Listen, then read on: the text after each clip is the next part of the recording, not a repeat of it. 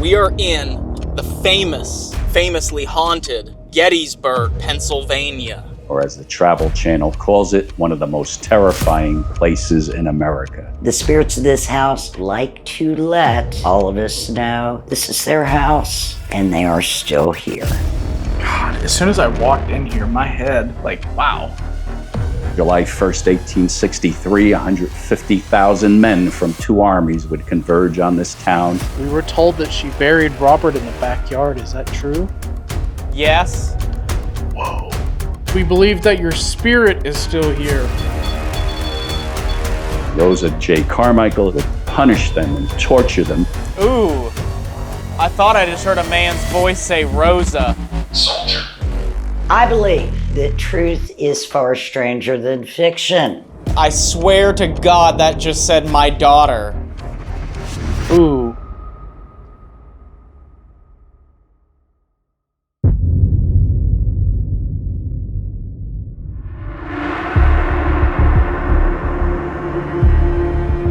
Dave, we're in one of the most haunted cities in the United States of America. We are? We are. We are in the famously haunted Gettysburg, Pennsylvania. That's right.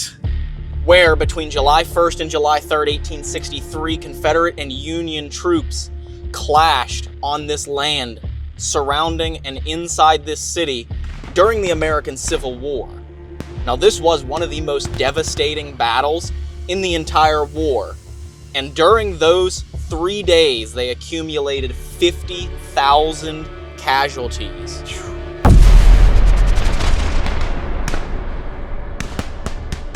In this small town. Yeah, that's a small city's population. Yes, in 3 days, just gone. It was pandemonium. The aftermath of this battle left the city of Gettysburg reeling. And the paranormal activity and spirits that are said to be left behind here are absolutely mind-blowing. I mean, so many reports of strange and unusual occurrences, paranormal activity, and we've been invited out here to investigate by Ghostly Images of Gettysburg. Yes. To investigate 2 locations between 2 nights. And we'll get to that here in just a little bit, but first we're on our way out into the middle of the battlefield to one of the most famous spots where the clash took place. That's right. Devil's Den, because today, here in about an hour, we are going to be experiencing the closest thing to a full solar eclipse. And who knows what that could stir up, what that could charge up. True. This is an interesting experiment for our investigation tonight, and also for what could happen in the moment during the solar eclipse. So let's head out to Devil's Den to watch this eclipse and to see if there's any strange and unusual activity while we're on the battlefield this afternoon. This is going to be interesting and exciting. How often do you get to try something like this? So I know, it's crazy. let's head out there. Let's do it.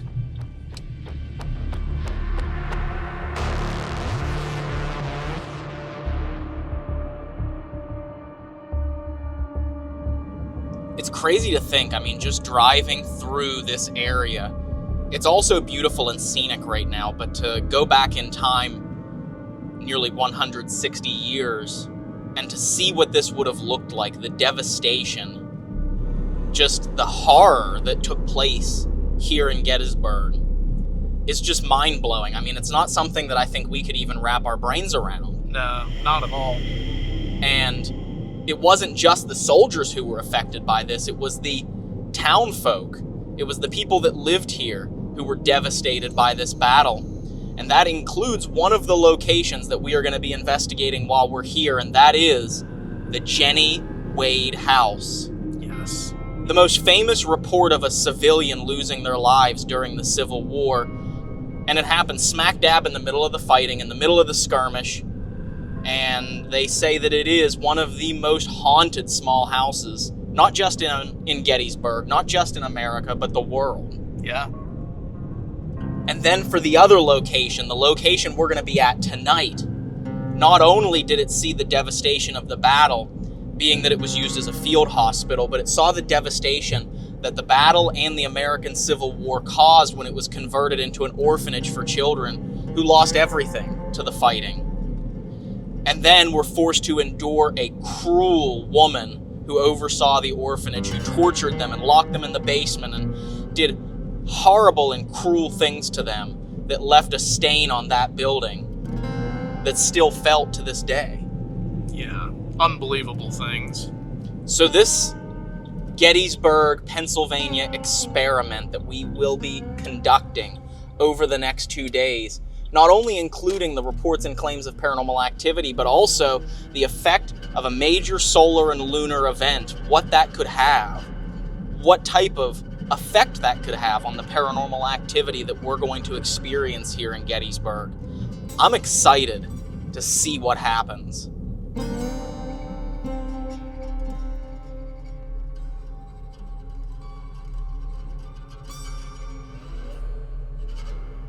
All right, Ryan, here we are on top of Devil's Den.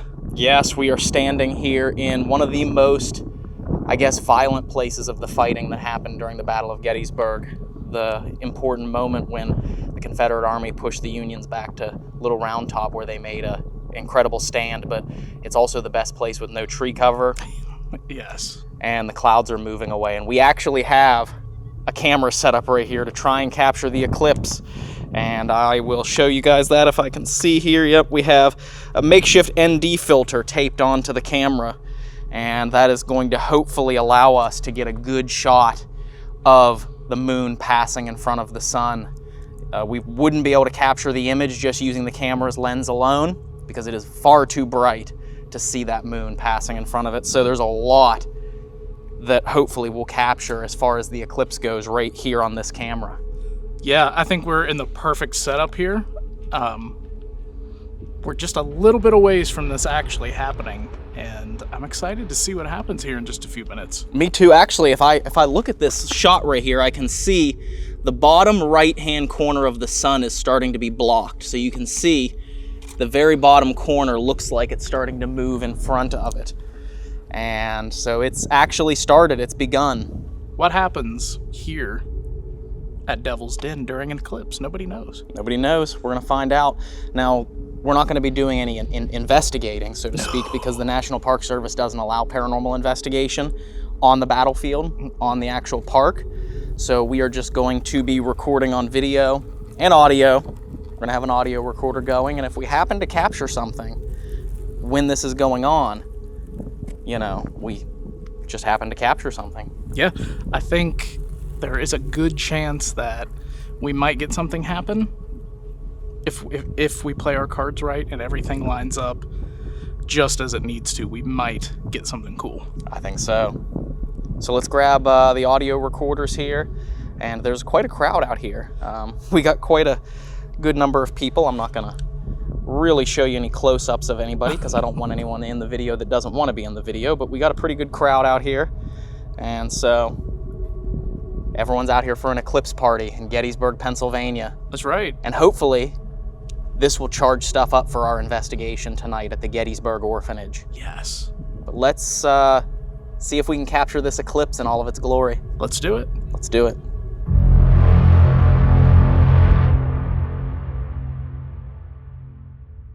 All right, Ryan, it is happening. It's happening. We have about 20% coverage right now on our camera right here, which I'm going to have to move because it's starting to, the sun, of course, is moving through the sky. It's starting to get close to the edge of frame. Yes. But we're gonna call this our Eclipse glasses cam.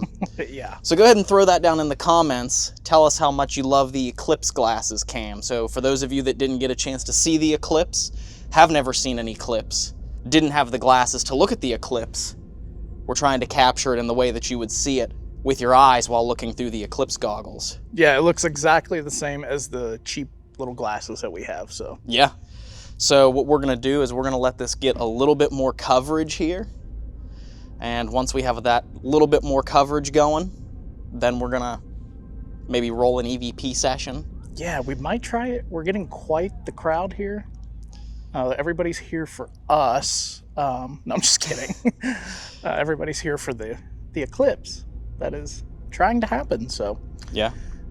But yeah. So we're gonna try and do what we can, but we didn't anticipate a crowd out here, so No. we're not going to be doing any sort of investigating. We're just going to roll on an audio recorder and see if it captures anything. Yeah, we'll check back in here in a few minutes. That's right.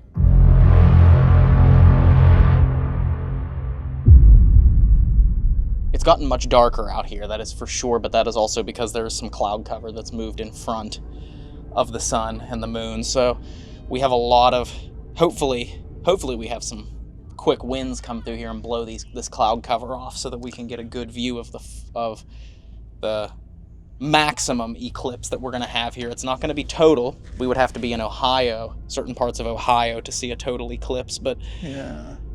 we're going to get about 80 to 90% here in Gettysburg, Pennsylvania, sitting here on Devil's Den.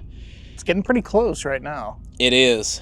Once we get to the closest point to the maximum, we're going to go ahead and try and roll on an audio recorder and see what happens. It's kind of quieted down out here. It has. Hopefully everybody will get real quiet. These clouds will blow through and it'll be perfect. I hope so. This is getting pretty cool. It is. Even if we don't capture anything paranormal, what a cool experience to be here. And how cool do I look in these glasses? Like, Oh, I mean, you are an absolute stud in those Icon. glasses. Yeah, look at that. that's right. That's right. Have you ever seen in your life anything more iconic? Yes. Uh,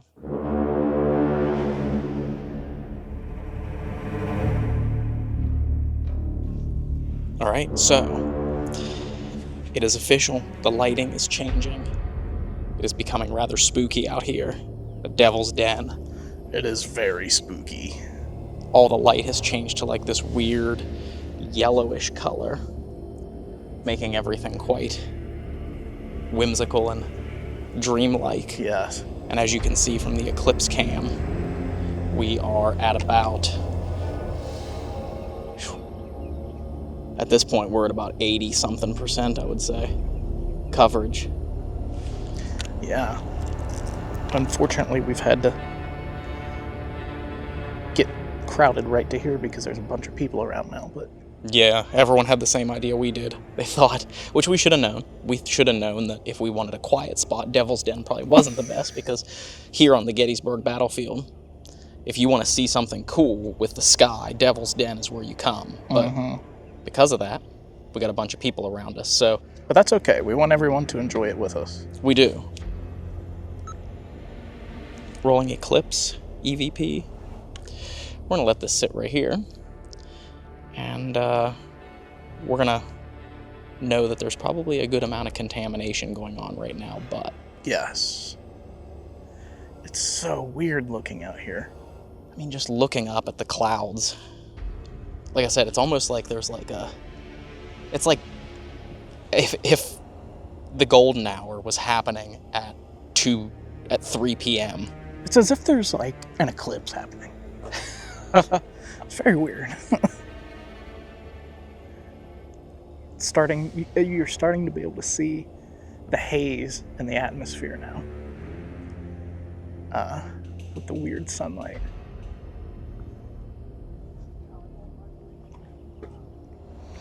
All right, I do want to.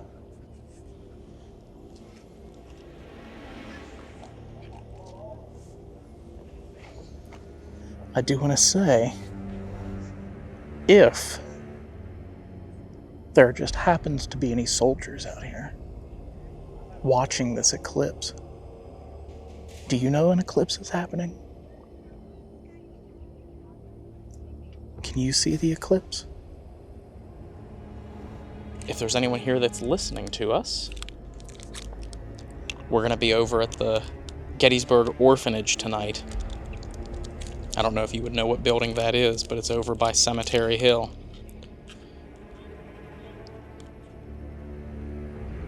We'd love to speak to you. We'd also like to let any of the soldiers out here know that if you want to talk to us, just talk right there. We can hear you. Thank you for fighting out here and changing the country, the whole outlook of the world. It's crazy.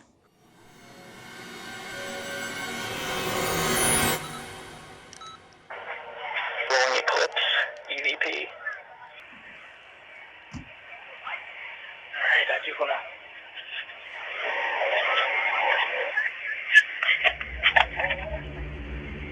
What was that?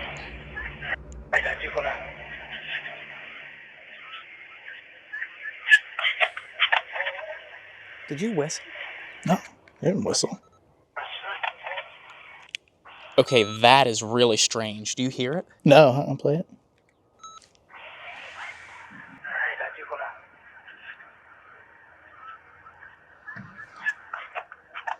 Oh yeah, it's like, huh. There's a strange whistle on here, and I don't remember hearing anyone whistle.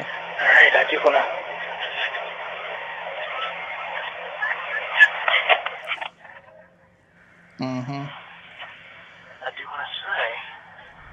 All right, I do want to.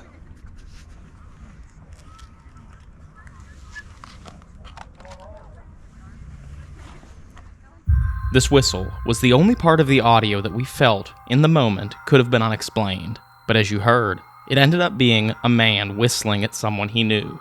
This is why we always check the camera audio if we believe we've captured something unexplained. If it's able to be debunked, the explanation will be found there.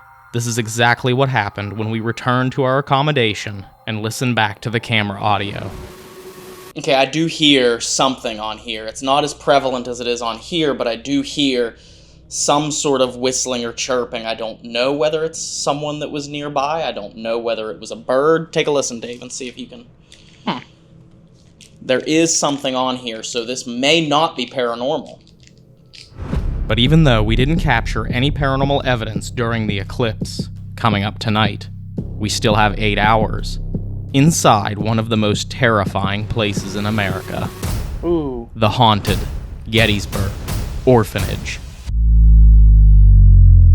Hey everybody, my name is Tom. I'm a tour guide with Ghostly Images of Gettysburg, and welcome to the Haunted Orphanage, or as the Travel Channel calls it, one of the most terrifying places in America.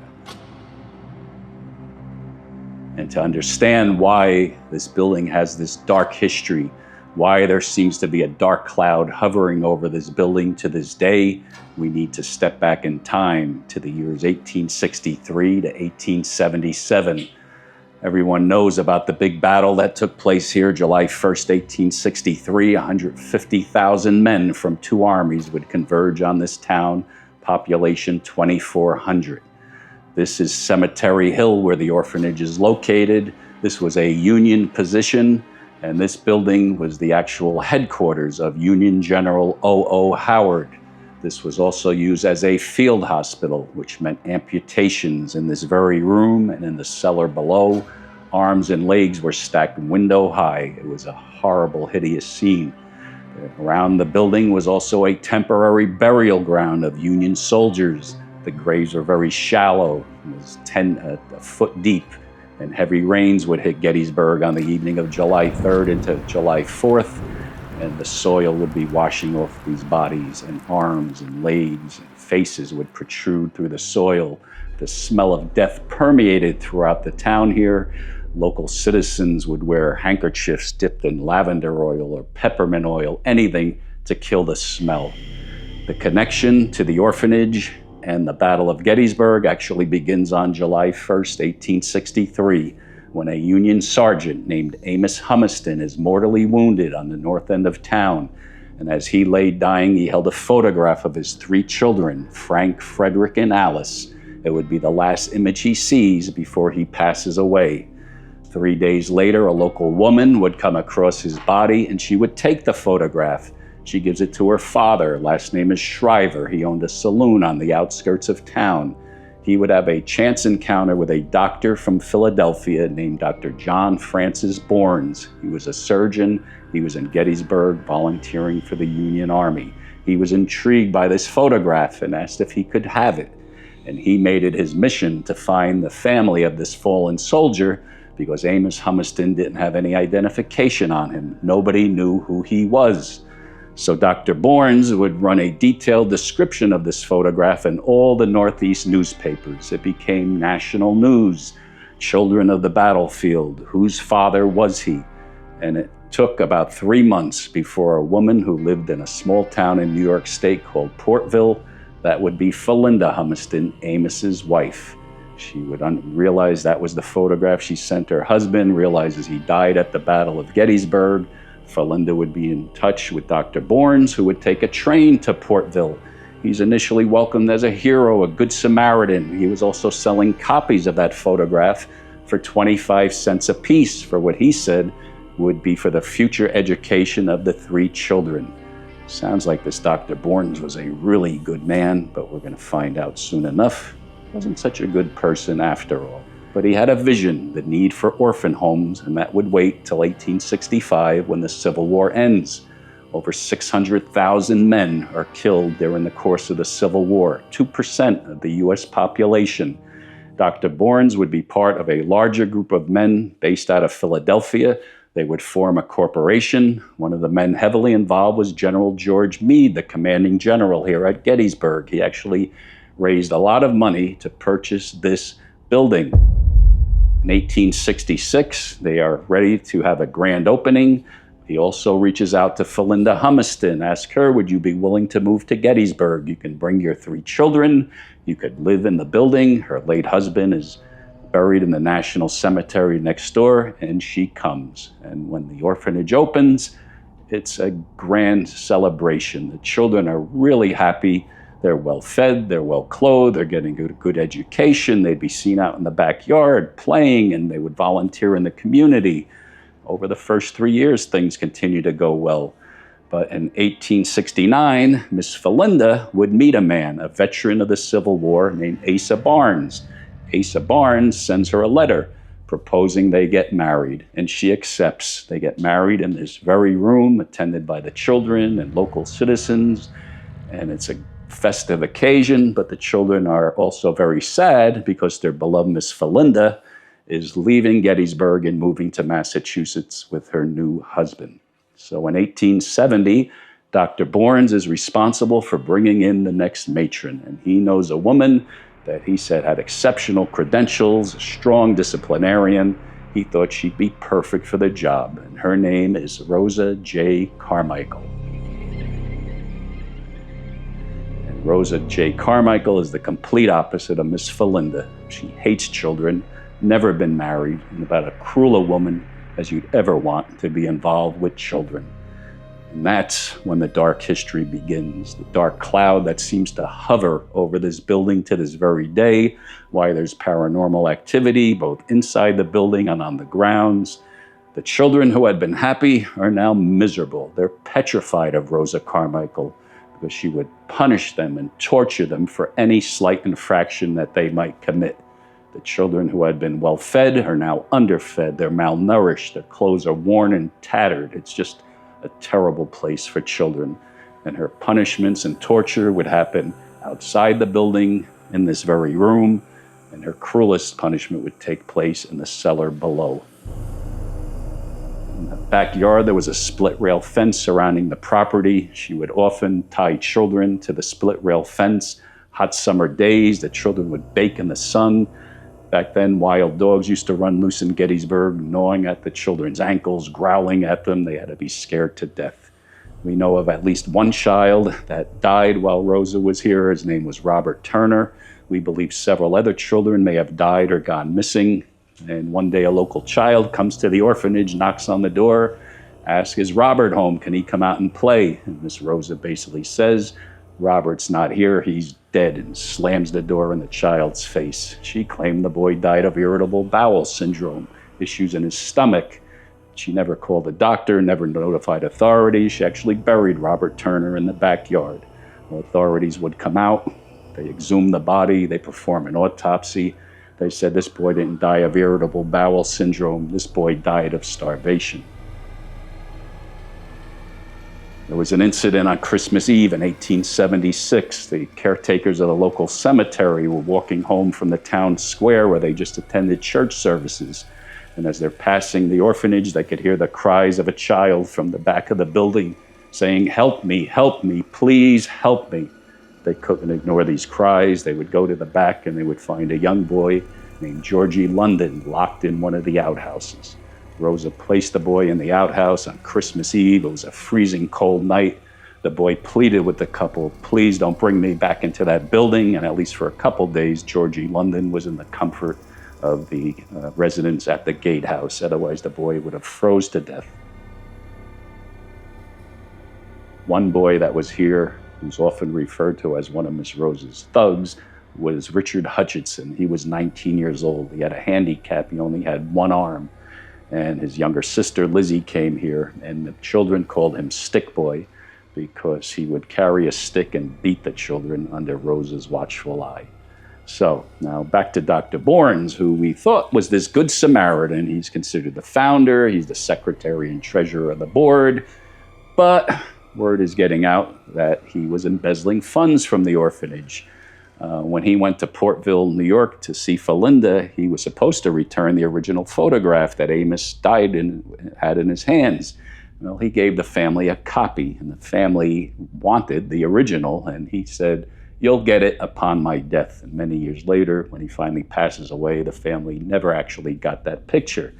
He was selling the photographs for a quarter apiece for the future education, but years later, as the children get older, they claim they got very, very little of that money. So he was pocketing. Churches or Sabbath schools used to sponsor children here, donate at least $25 or more a year, and he was skimming money off those donations, putting in his pocket, cutting back on the quality of the food. So Dr. Borns wasn't so good. This was also his summer residence. It was his vacation getaway.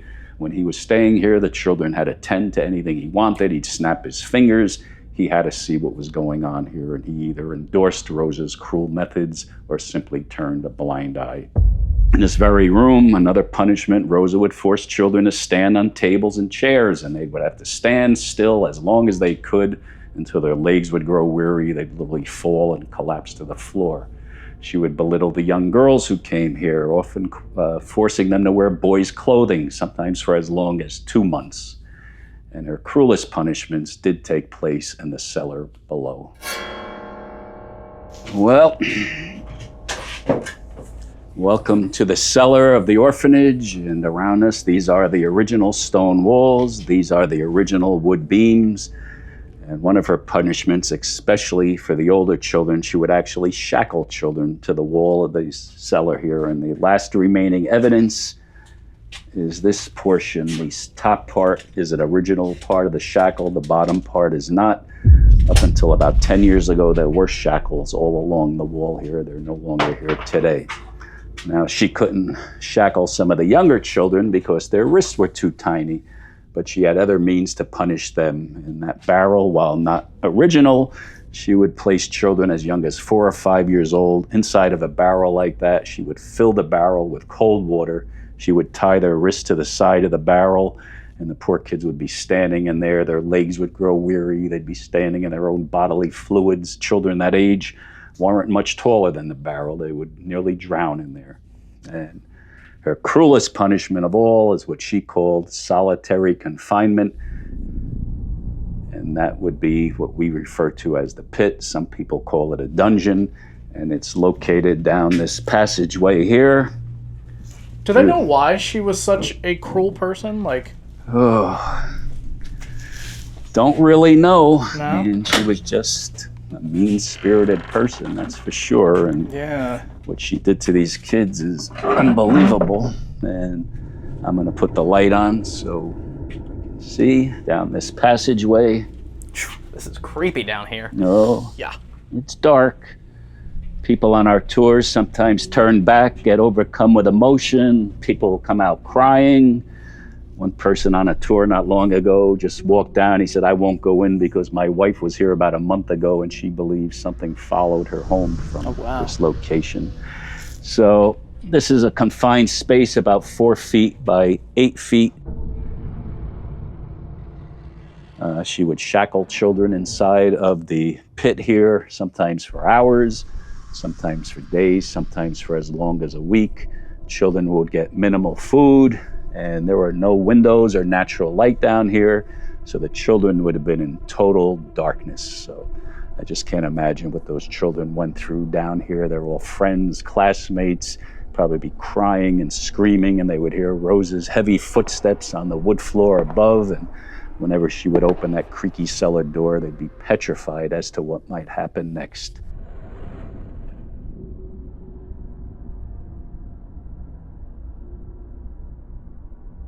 Local citizens were concerned about what was going on here, but they had no authority. This was a private organization. But word was getting around. They heard about Robert Turner, the boy that died, Georgie London, locked in the outhouse. One night, actually, Stick Boy, Richard Hutchinson, actually sneaks out of here. He walks 20 miles in his bare feet to Waynesboro, Pennsylvania, which is where Dr. Bourne was actually born.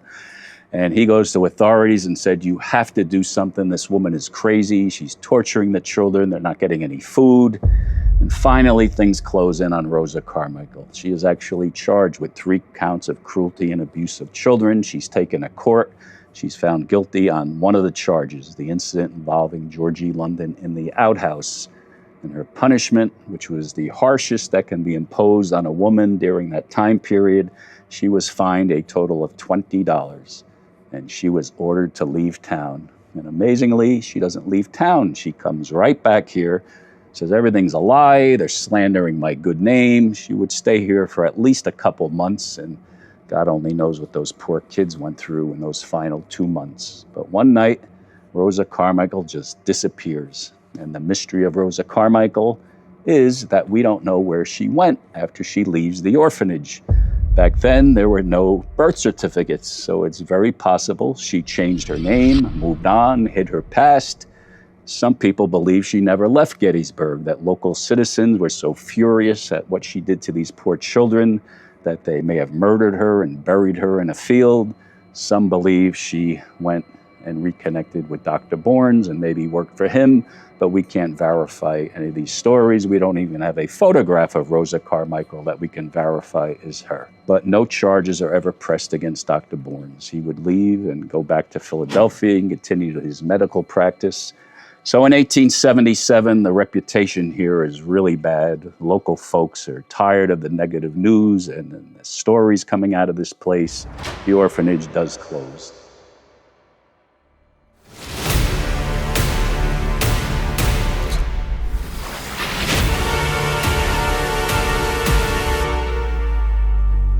Rolling on that.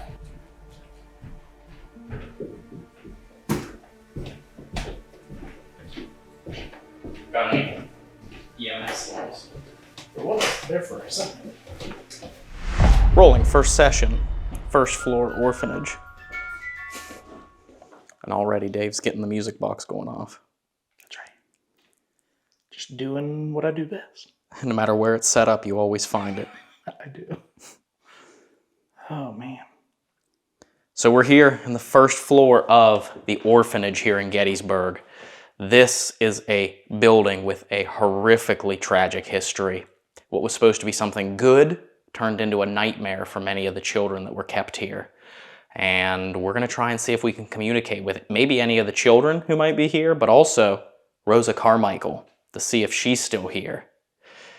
We're starting out here on the first level, and then we're going to be going down into the basement here in just a little bit, because that's where it's going to get really creepy. Mm-hmm. We could also maybe make communication with Dr. Bourne. Yeah, you never know. He might still be here. He might. So, especially because there's so much mystery surrounding what happened to Rosa Carmichael and Dr. Bourne. Nobody knows what happened to Rosa. Oop. So, there's all those rumors that she never left Gettysburg. Maybe that's why people believe they have experiences with her spirit here. Could be. We also have set up over here on the table, we have the electro-Ushi stereophonic electromagnetic microphones set up on the table over here. Now those can hear in frequencies well over 90 kilohertz. It's interesting because those are well beyond frequencies that humans can hear at, meaning it can hear energy. It can hear the electricity. Yes. Hello? If there's anyone here with us, my name is Ryan, and this is Dave right here.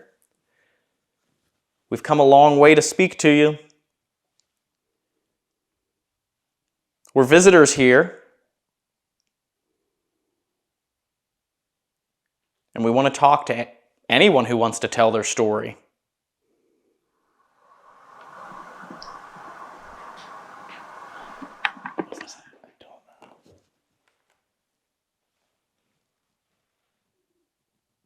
Sounded like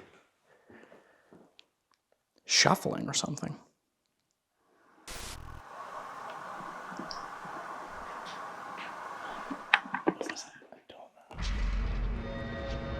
Literally moments before we hear this shuffling noise near the cellar door, the Electro-Ushi stereophonic EMF microphones captured the sound of an energy spike.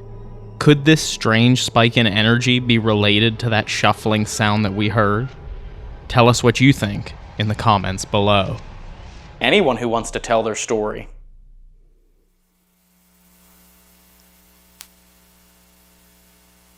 What was that? I don't know.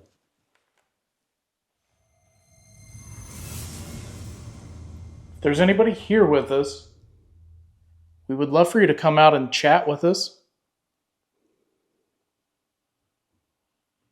We just came here to try and talk to you and maybe let you have a chance to speak as well. Maybe if you have a message to give or something to say, or if you're worried about something, come through and talk to us. If there's any children in here, you don't have to stand on the tables anymore.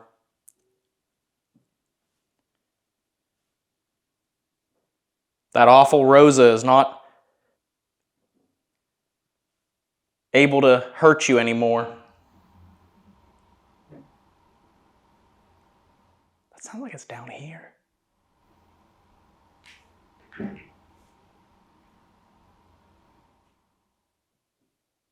Able to hurt you anymore. That sounds like it's down here.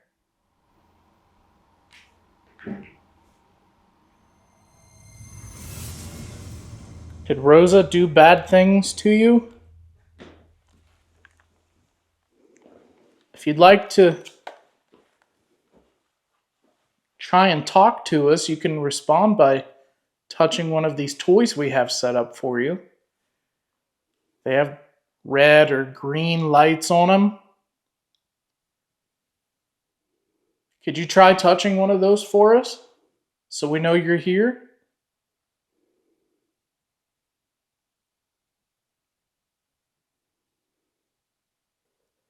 I got a strange chill right now. Really? Yes. Like, it's fairly warm in here, and I got like this really cold energy that came around me.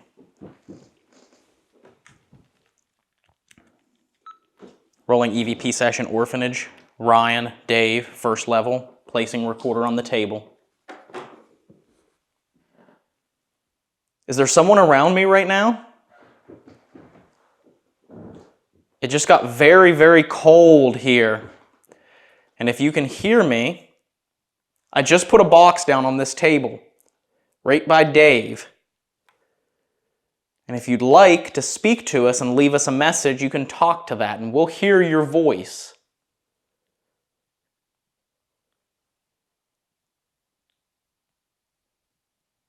Is this your home? Are you happy here?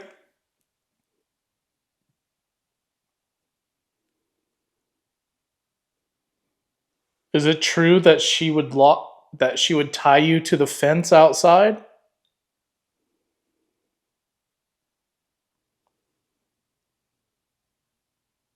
Is Robert here?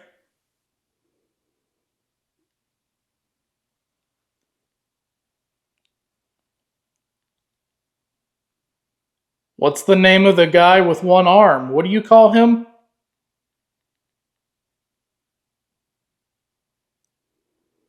Are you happy here? Do you like this place or do you wish you could leave?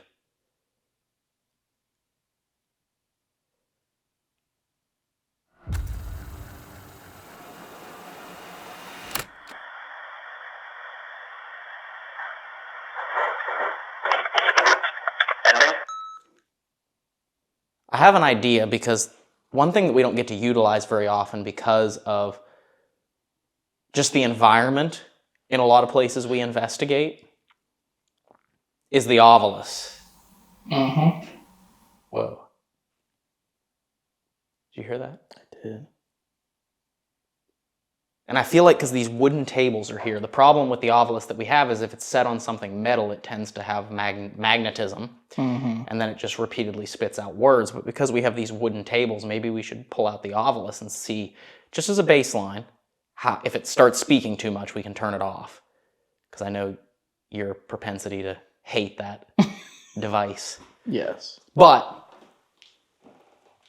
I think it'd be interesting to try. Let's do it. I just set up a box right there on the table that we think you can use to speak to us. It'll say words. Are you able to come through and use that and tell us what your name is?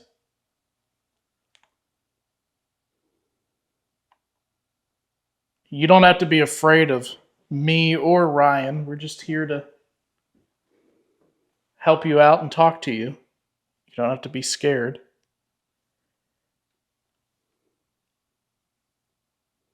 Can you hear me talking to you?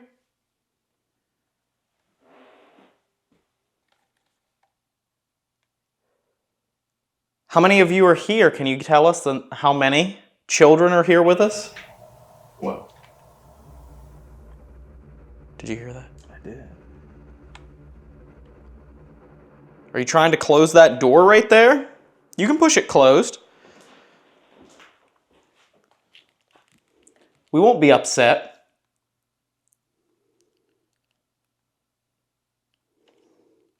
Here, I'll even move this bottle out of the way.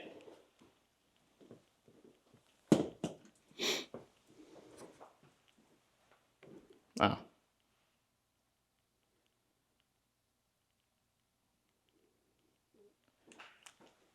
Wah, wah, wah. Maybe you could push it open.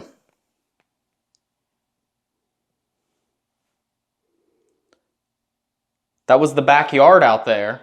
Should we go in there? Will you follow us out to the back?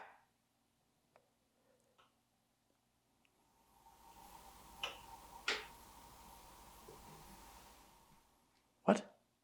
Soldier.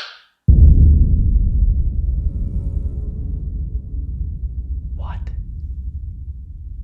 Is there a soldier here with us? Are you here? Unclear.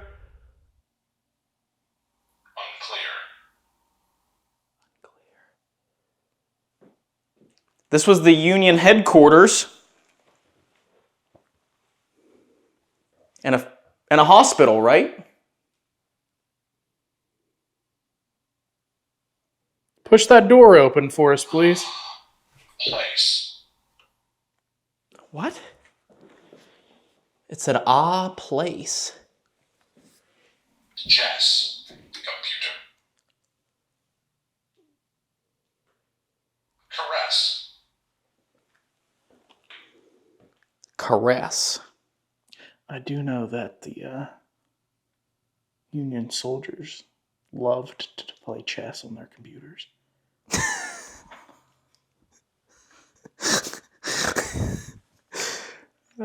Just kidding. If there is a soldier here with us, we'd love for you to come out and make yourself known and talk to us. We're not here to hurt anybody. In fact, all this stuff that we brought with us is not just for the children, it's for anyone who wants to use it to speak to us. It's a way for us because we can't see you, so it's a way for us to know where you are so we know where to come and talk to you. You can not only touch it and make the lights turn on, and it'll play music. Are you upset that we're here?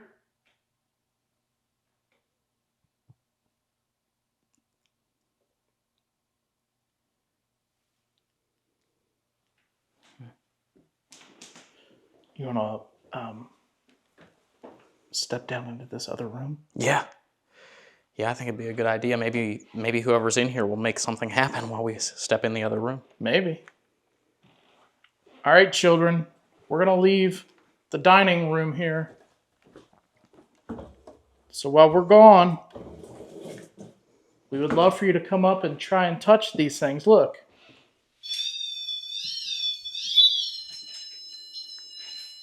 See that?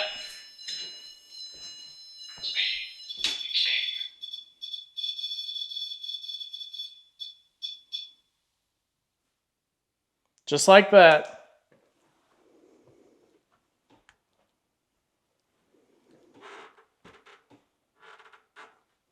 I'll even close this for you.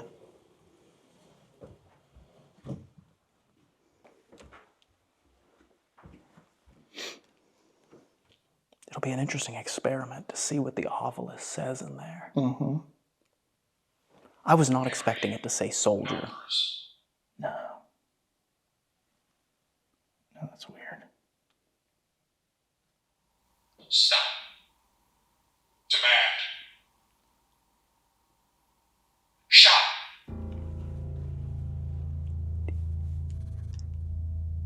Did you hear what it said? No. It said command shot. Did it? Yes. Hold on.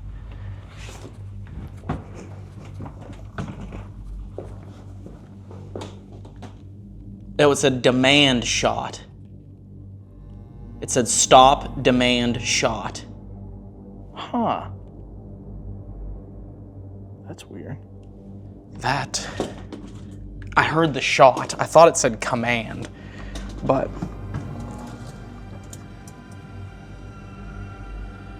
Whew, that freaked me out a little bit.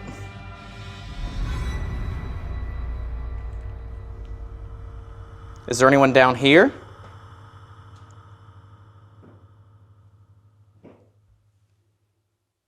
If you can hear us, try and touch those red lights, please.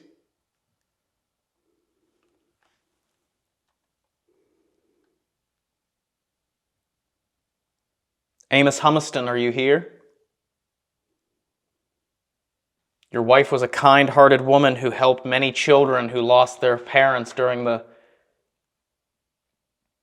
fighting.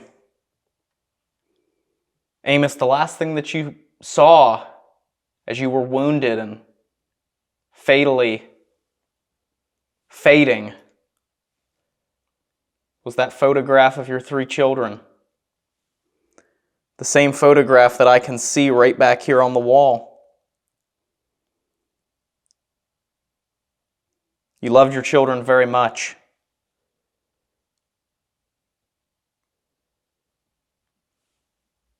I hope that you've reunited with your children, Amos.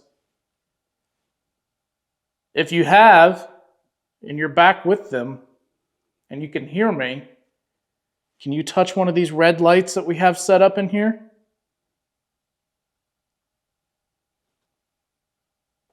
It's like a red candle. Kind of looks like fire.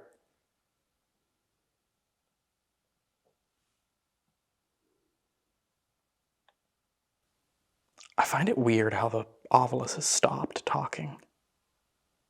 Oh, I thought you turned it off. No. Huh.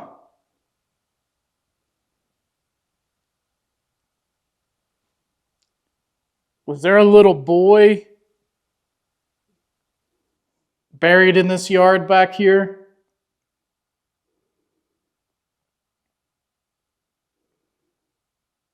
Mrs. Humiston, you loved your job here, didn't you?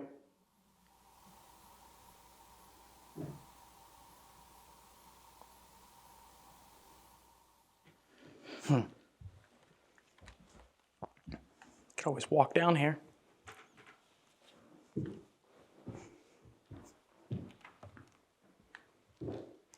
I got a weird feeling down here.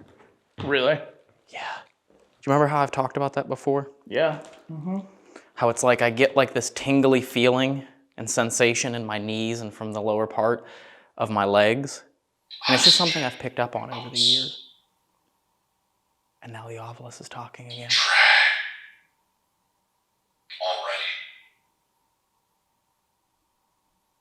Low.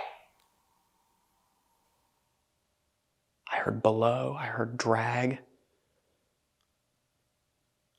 That was weird. Can you feel the energy of the eclipse that happened earlier? The moon passed in front of the sun.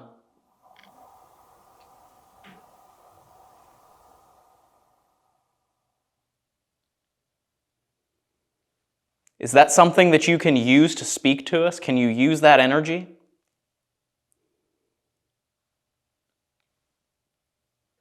Are there children that hide in the dungeon down in the pit to stay away from Rosa Carmichael? What was that? There's noises in that room. Yeah, I don't know. While we're standing completely still in the back room, the camera in the orphanage's dining room captured the distinct sound of footsteps. It's important to note that Tom lives upstairs in the second-floor apartment of this building, and someone else lives on the third floor. So I texted him to see if he or his upstairs neighbor were moving around between 11:30 and midnight. This is what he texted back to me. Ryan, I know that I didn't come down the steps, and the neighbor upstairs wouldn't have. He goes to bed very early and never leaves his apartment at that hour. I recall being in my living room on the recliner at around 11:30 watching one of your videos. I was really tired and turned it off around midnight and would have walked 3 to 4 steps to my sofa. I fell right to sleep and woke up at 5 a.m. My living room is more above the gift shop than the dining room. I actually just recreated those same steps with a digital recorder in the dining room, and on playback, I didn't capture any footsteps, except when I left the apartment and went down the steps. I can tell you that on multiple occasions during my tours, I and tour guests have heard footsteps in the dining room from my apartment when no one was in that apartment. So in my opinion, you very well may have captured something. Even still, we can't 100% rule out some sort of contamination. But these footsteps sound far too close to this dining room to completely debunk it. What do you think? Dungeon down in the pit. Stay away from Rosa Carmichael. Lead. Stay away from Rosa Carmichael. Lead.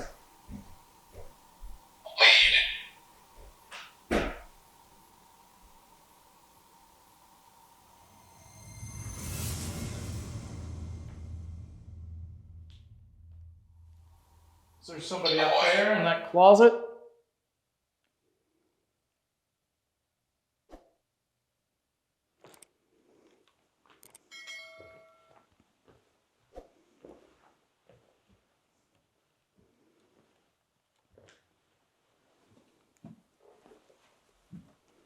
Stab.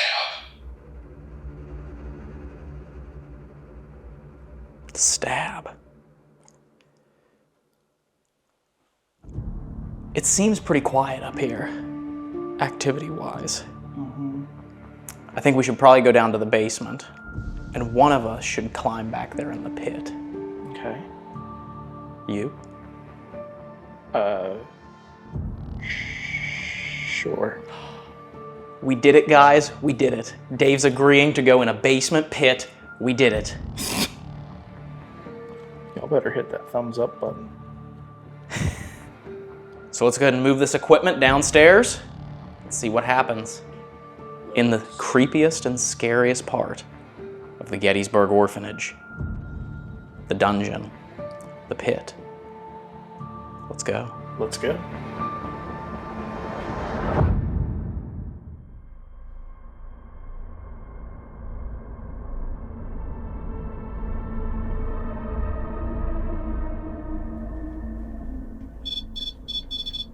Whoa. I'm pretty sure the REM pod just went off right there. Already in the pit. Okay, rolling. Okay.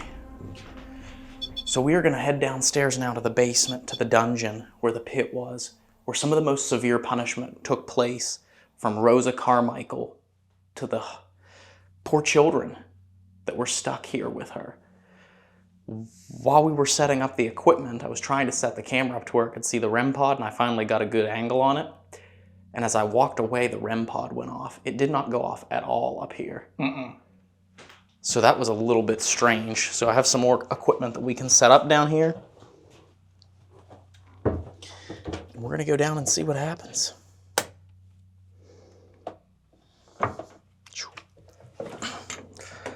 These stairs are so creepy. So narrow. It is a literal dungeon.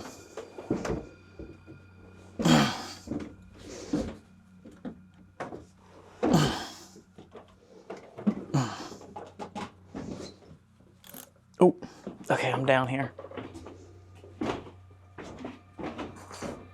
All right, we made it down here to the dungeon. Down to the basement of the orphanage. There is a lot of stories of paranormal activity down here. The most infamous stories of paranormal activity here at the Gettysburg Orphanage happen here. And I think, Dave, we should split up down here. You think? I think you should take Ghost Tube Okay. and go and sit in the pit. Boy.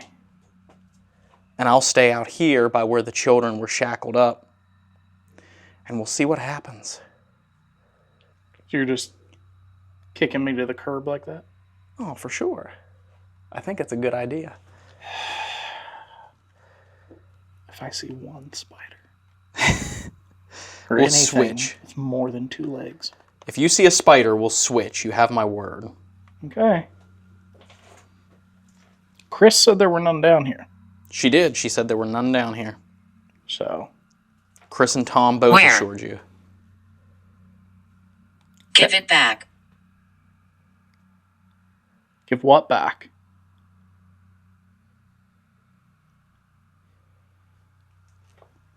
Okay. Dave is going down the long hallway to the pit. And if there's anyone in there, you can speak to him. We know there was horrific things done to you inside this orphanage.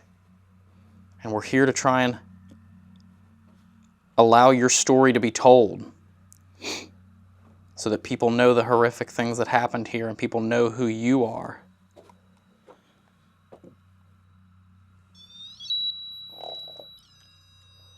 Ow. Careful. Ow. Ow. Sounds like he's having a lot of trouble down there.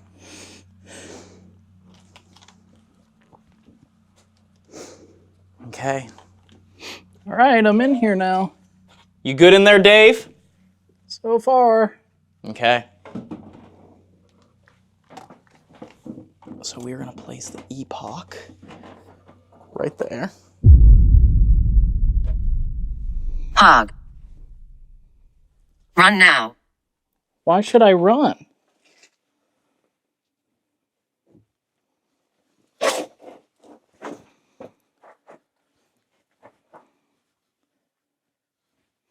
Why should I run, huh?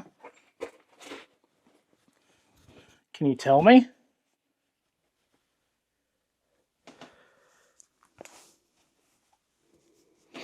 Came down here to have a conversation with you.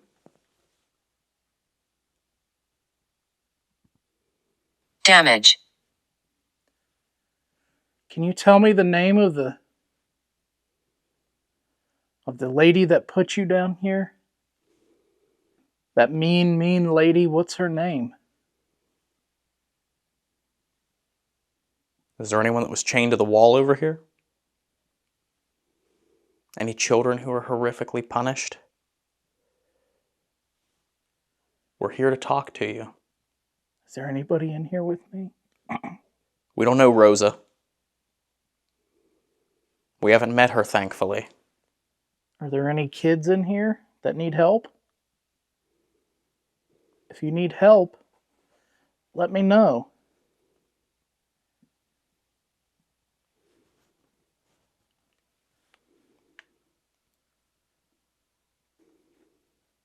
Change. How long did she keep you down here? I put a box right there. You can use it to light up the green and the red light for yes and no. You know, I don't think it was very nice of her to keep you locked up or stuffed in this little dungeon, this little hole in the wall. If that is what happened here. I'm sorry she did that. Can you see us right now?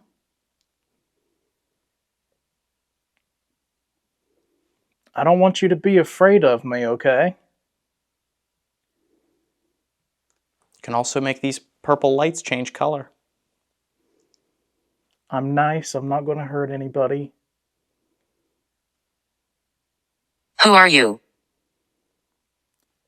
My name is Dave. What is your name? Can you tell me? My name's Ryan down here too. I can hear Dave. And I can hear your questions or your answers. You can use this. I know this looks really, really, really weird to you. But you can use this to say things to me like you have been. Can you come through and tell me what your name is? Please?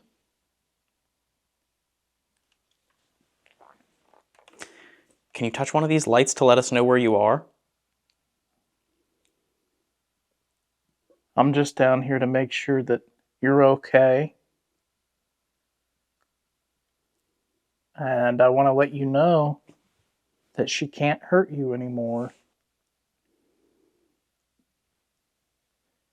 She can't keep you from eating. She can't keep you from sleeping. She can't keep you from bathing.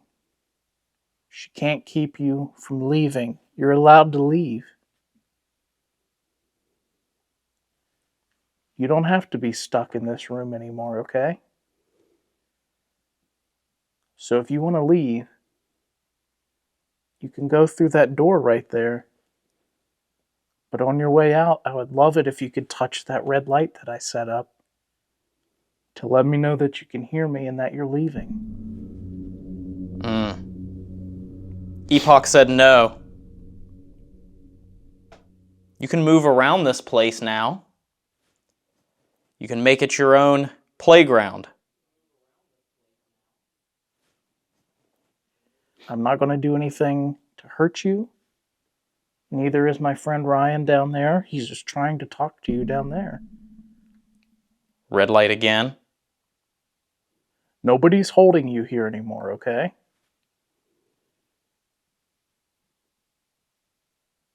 Is Robert or George here?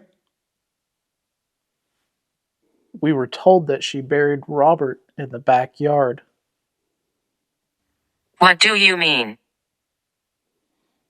That's what we were told. They say Robert passed away of starvation. That she hurt Robert, starved him. Pleasure. Did that say pleasure? Yes. Did Rosa take pleasure from hurting the kids? Did she make one of you children bury Robert? Right here are the chains. Where the chains, the last remaining shackle mount, where she would chain the children to the wall.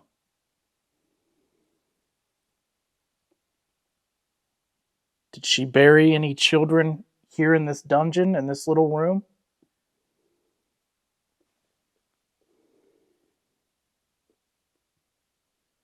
Rosa, why did you do those things to these helpless children?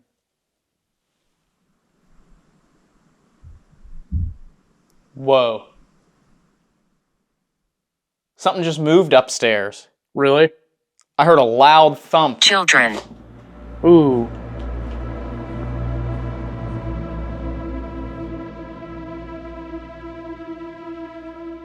Ghost Tube just said children. Hello?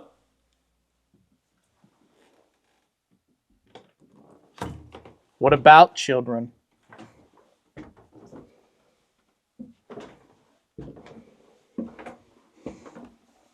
Did you like hurting children, Rosa? Hello? If that even is your real name, we're not sure.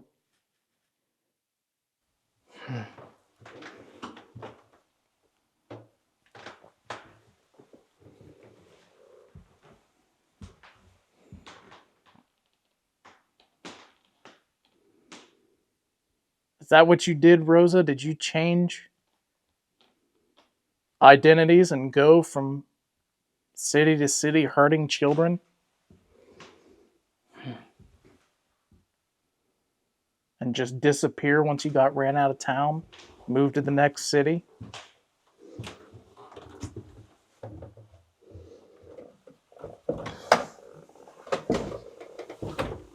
Coming back down? Listen, you were evil to these children. Horrible. If the stories are true. So why are you afraid to come out and talk to one of us?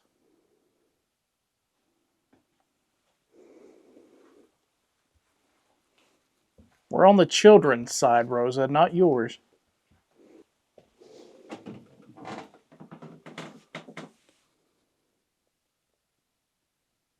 So keep that in mind tonight. Do you just hate children, Rosa? Or were you miserable as a person?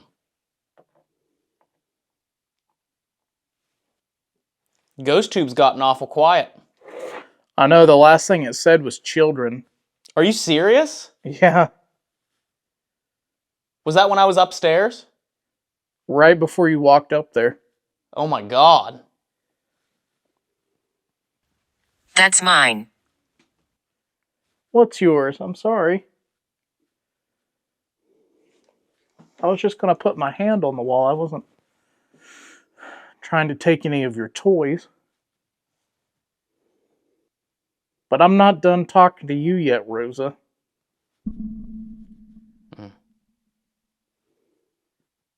What made you think that you could just do these awful things to these kids?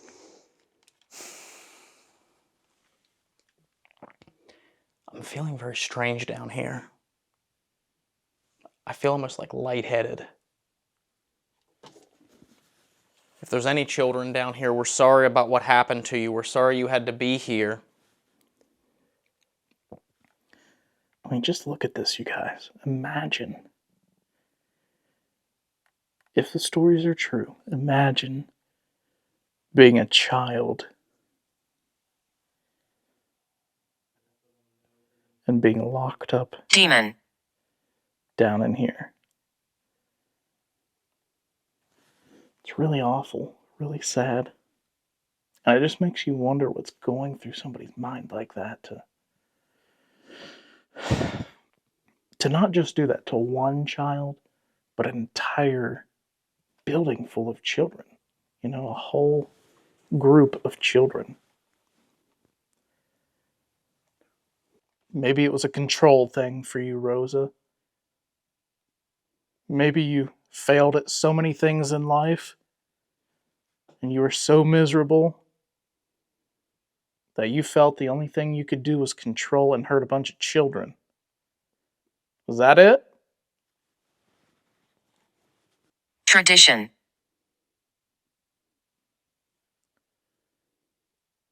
Protect. Protect. You didn't protect children.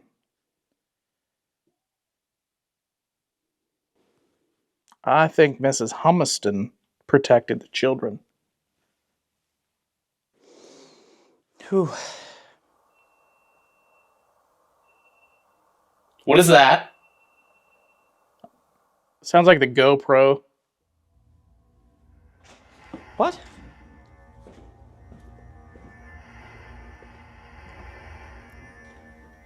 Not sure what that was, but I think it was the GoPro. Upstairs, I'd find out that our GoPro had somehow overheated and completely shut off. What in the world? As hard as I tried to get it to start recording again, it wouldn't do it. The heck? I've never seen that before. Are there any children left down here that need help? So I grabbed our old GoPro to set up in its place. Okay, so I had to swap out the GoPro because it said it got too hot, so I put our other GoPro here. Now can you try the red one? This red one right here. We're not sure why it overheated, as it is a reasonable temperature inside the Gettysburg Orphanage. But for now, the older model will have to take its place, here in the dining room. Sean. Is that your name, Sean? Okay, I've never seen that happen before, but that doesn't mean that it's not just a mechanical malfunction. Well, my name is Dave. And my friend Ryan I'm coming back down, Dave. is getting ready to come back downstairs.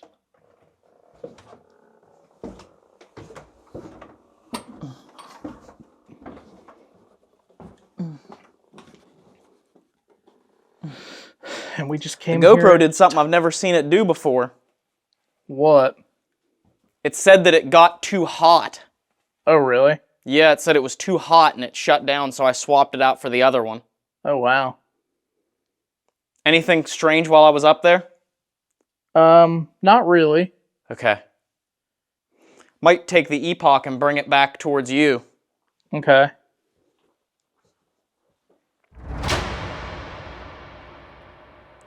We'd love to talk to you, and Come closer.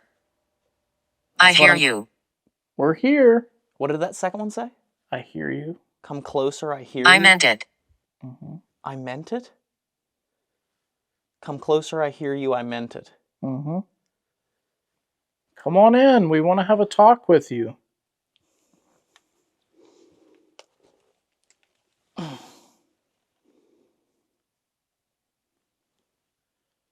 How old are you? Can you tell us?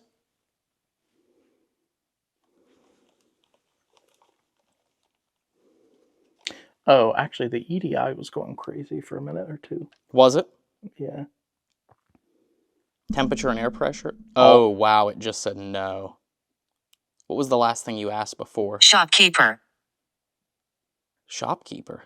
Are you talking about Tom?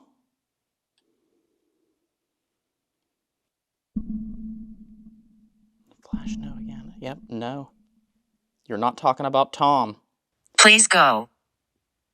Are you talking about Chris? What do you mean?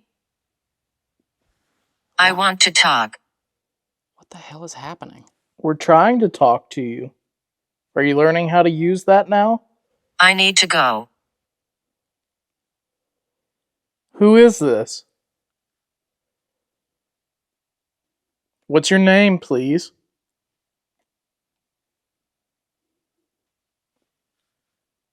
Whew. You okay? I feel very lightheaded.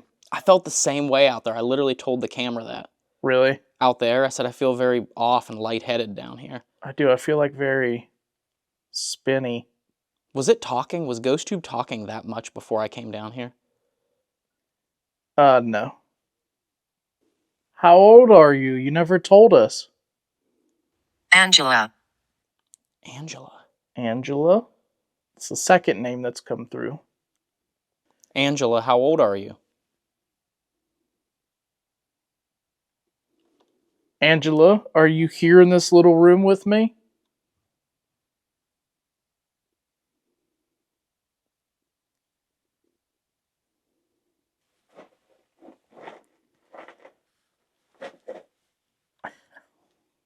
You okay? My whole entire bottom half is asleep. It gives you a good idea of how it felt to be the children stuck in the pit down here. Yeah.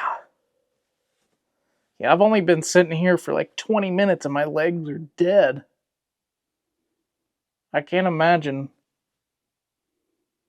having to be trapped or chained up in here or whatever she did to you. Do you want to swap? I honestly don't think I could stand up. I really don't. Let's see how this goes.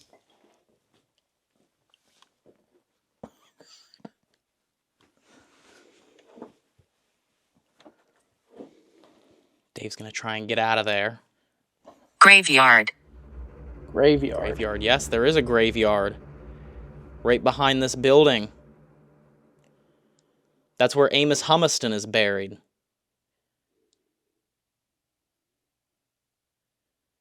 Is this Mrs. Humiston?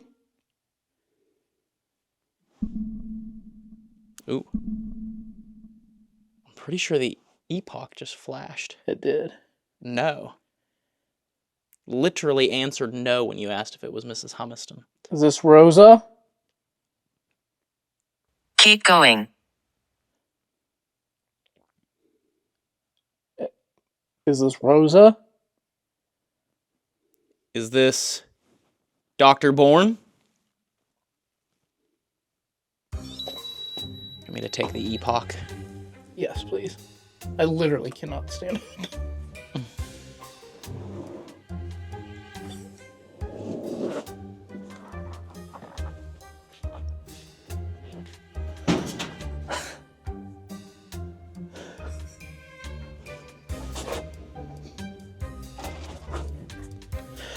Wow.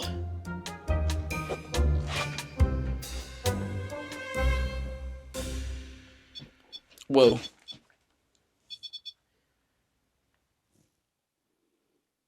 Literally, I switched it. And it started to go off. I don't know if there's any place for me to put this. I'm gonna stand right here. Are you in there? I'm gonna walk down here. Okay.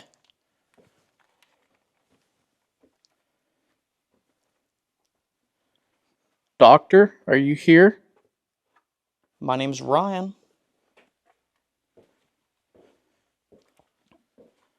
Are you here, Dr. Bourne? Dave said that... You said the word children. Look at all these bright lights down here. Where are we? I think if I was a kid, I would want to We're in the Gettysburg Orphanage. try and pick these lights up or touch them or... We're in the Gettysburg Something. Orphanage. And right now we're sitting in the pit, one of the most horrific things that was done to the children down here. Were you here? Or do you remember the battle?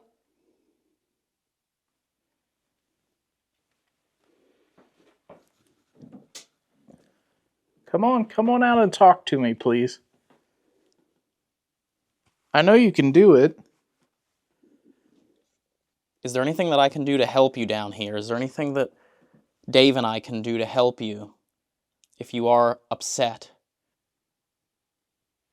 I'm right here right where Miss Rosa would have shackled you to these walls. Do you know why she did that? I tell you, it's really sad to be in here and just to see all the toys, to think about that there were actually children locked up in here. She probably didn't even let them have toys. No, these were left from the investigators that come here as like an offering to the children. But it kind of drives the point home. 26. 26. 26 what? Whoa. REM pod. You can touch that again. That's a cool toy, isn't it? See how it did that? It's inside. Ooh. What's inside? That's a little bit too freaky. If there are children down here and you need help, Trapped. Ooh, trapped? or you need to escape, tell us. We can help you get out of here. You don't have to be trapped in this pit anymore.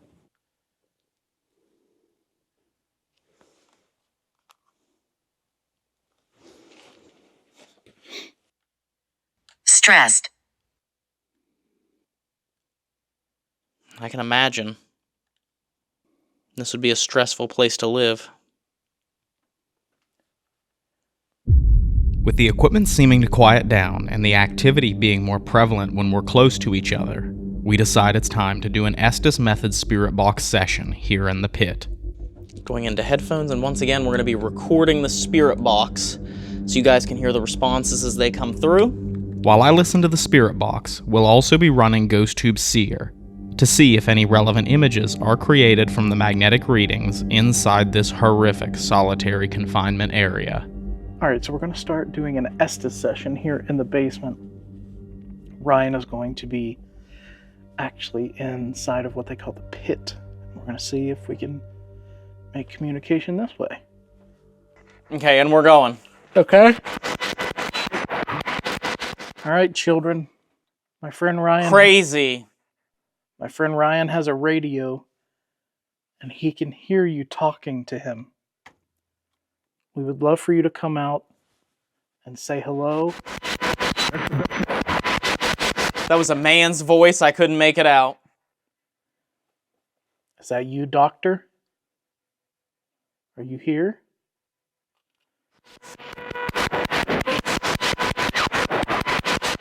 Dave. Yes, I'm Dave. Who is this? Tell me who you are. And then another voice that was too fast after I finished talking, so I didn't make it out. Are you upset that we're down here in this basement? Does that make you mad?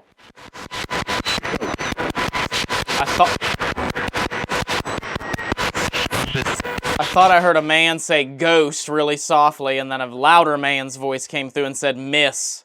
Are you a ghost? Is that what you're saying?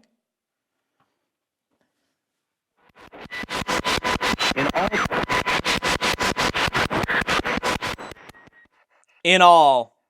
Rosa, are you here? I want you to come through the radio and talk to Ryan. Are you here? Why did you hurt these children?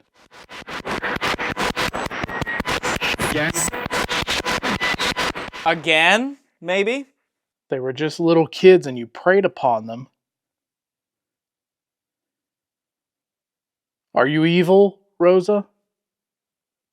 You're a bad person for what you did. I thought I heard a man say pleasure. That's weird, because that's what came through earlier. That she hurt Robert, starved him. Pleasure. Did that say pleasure? Yes. Did Rosa take pleasure from hurting the kids? That's sick. That is disgusting.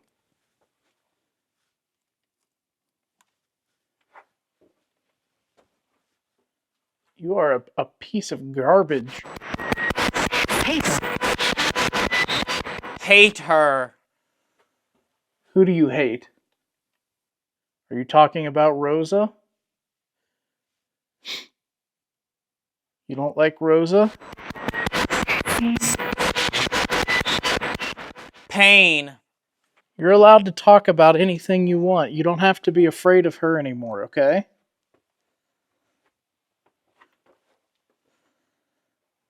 I don't want you to feel scared or afraid or ashamed or anything like that. We're here to help you. Okay?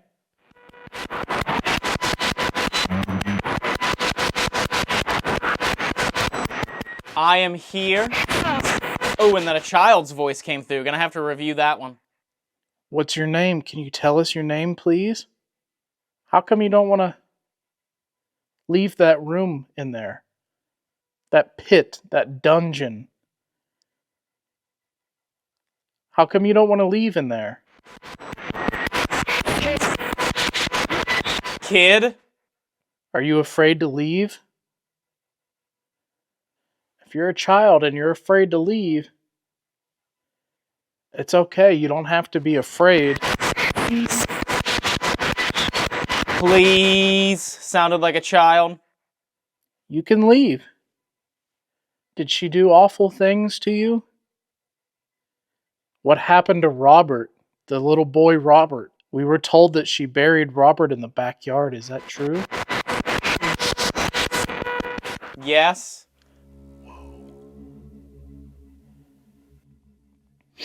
Was it more than just one child that she buried?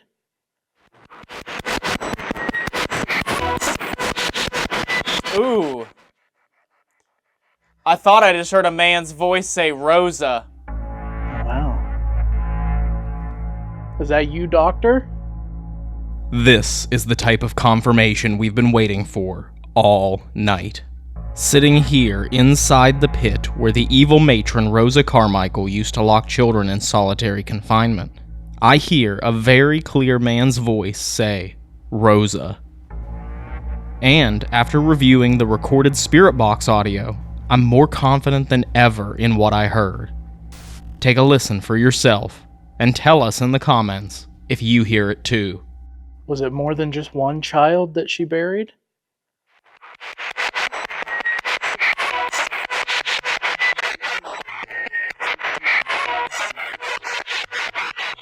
Ooh. I thought I just heard a man's voice say Rosa. Oh, wow. Rosa, are you here? Come through the radio and talk to us, please. Tell us why you did this to these children, please. Did you enjoy hurting them?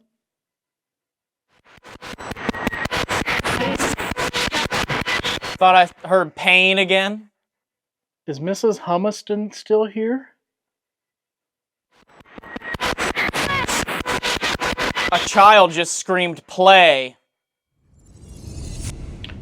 The seer just came through. Ooh. It looks like little kids. It looks like little kids just came through on the seer. What is that? These are cameras. I know they're weird looking, aren't they?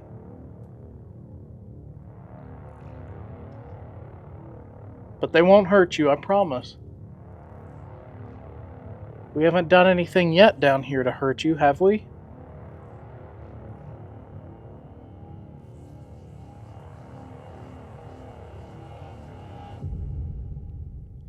You know you can trust me and Ryan, right? We're not trying to hurt or scare anybody. I know I keep saying that, but...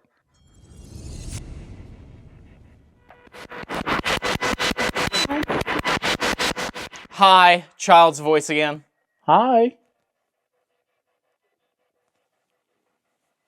Touch that little red light in there where Ryan is, in that room. If that was you saying hi to me.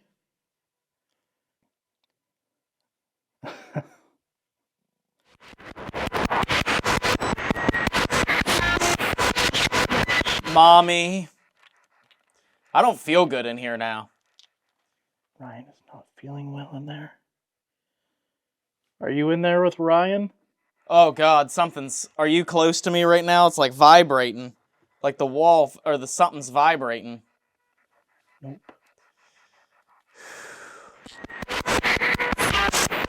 Stop. I'm like shaking right now.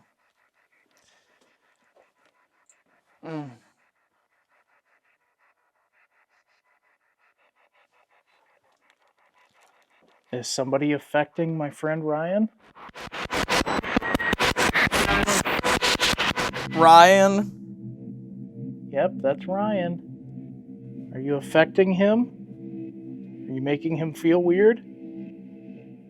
Oh, I've got to stop. You good? Yeah, I'm like just like shaking. I don't know what it is. Like I just got, like, I think what I was actually feeling that was vibrating was the rock underneath of me shaking because my legs are shaking so badly. Oh, really? Yeah. Let me stop here. Was any of that relevant? Somewhat. I will tell you to take a look at the seer images. There was an interesting one that came through. Okay. Stopping. Images. Oh gosh, there's like 2 little boys. Yeah, 2 little kids, right? And that is the only thing that came through besides a man and a weird-looking man with a tie on. Yeah. Yeah, that one of the little kids is creepy. It is. Is that Robert and George? Maybe. Whew. I swear I heard the Rosa come through. A man say Rosa.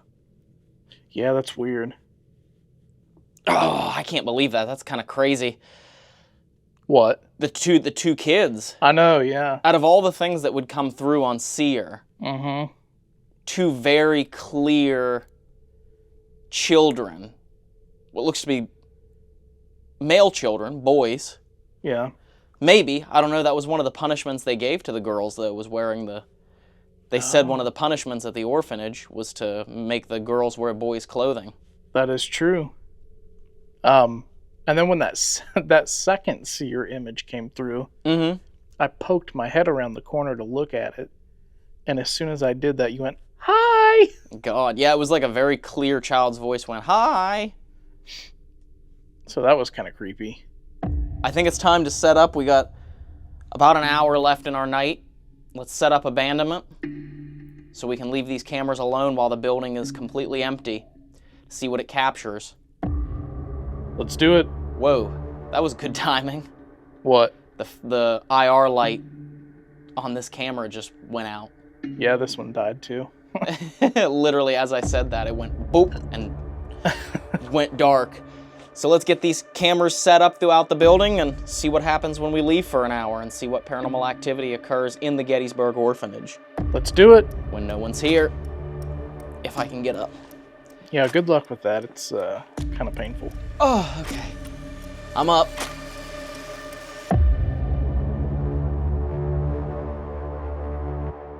All right, it is time. We are officially getting ready to leave the Gettysburg Orphanage empty. We are. And to see what happens when these cameras set up here, we have 4 of them set up in this building, to see if they pick up anything when no one's here. We have a camera here in the basement pointed back from the area where the children were supposedly, from what we heard, chained to the wall. Yes. And then also you can see back into the hallway that leads to the pit. We have a camera also pointed into the pit with a millimeter, which was going off just a couple of minutes ago. It was, yeah. And then I did turn that battery pack off, so... It's... Whoa.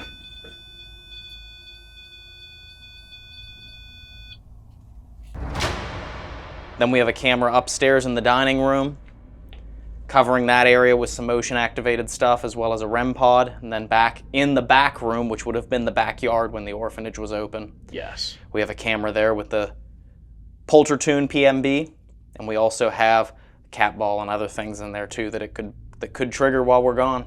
Yeah, a couple of motion sensors and that kind of fun stuff. Yeah, you ready to head out? I'm ready if you're ready. I'm ready. Let's see what happens when the Gettysburg Orphanage is completely empty. No one here. Scary, scary. Let's go. Let's go. But first...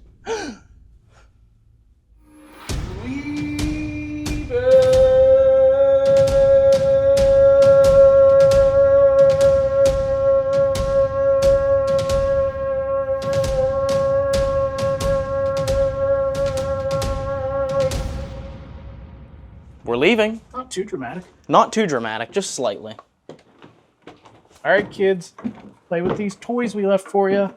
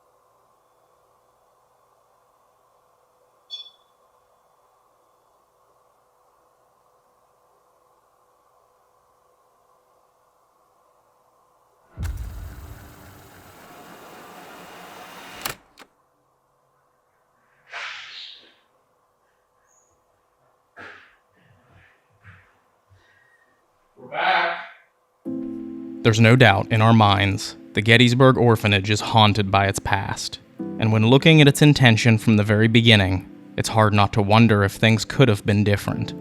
If Dr. Borns had never hired Rosa Carmichael, and she hadn't unleashed hell upon the poor children, would this have been a happy place? There's no doubt the ghosts of tragedy haunt this building, and everyone who lived through its horror.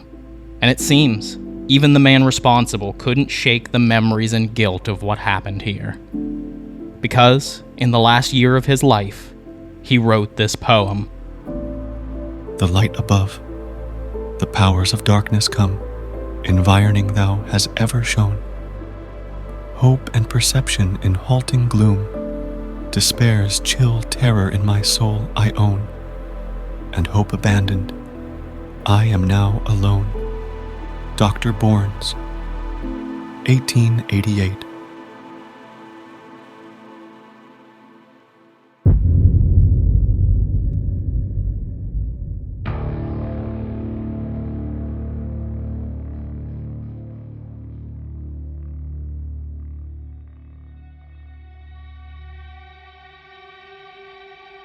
We are back for night 2! Oh my god! That's right, we're here in Gettysburg, Pennsylvania. Woo! If you didn't get to see last week's episode, that happened last night. We investigated the Gettysburg Orphanage. We got to view the solar eclipse from Devil's Den Battlefield. Go check that out. But tonight, we are still in the city that was made famous by the bloodiest battle of the American Civil War, the conflict here at Gettysburg that left over 50,000 soldiers either dead, wounded, or missing.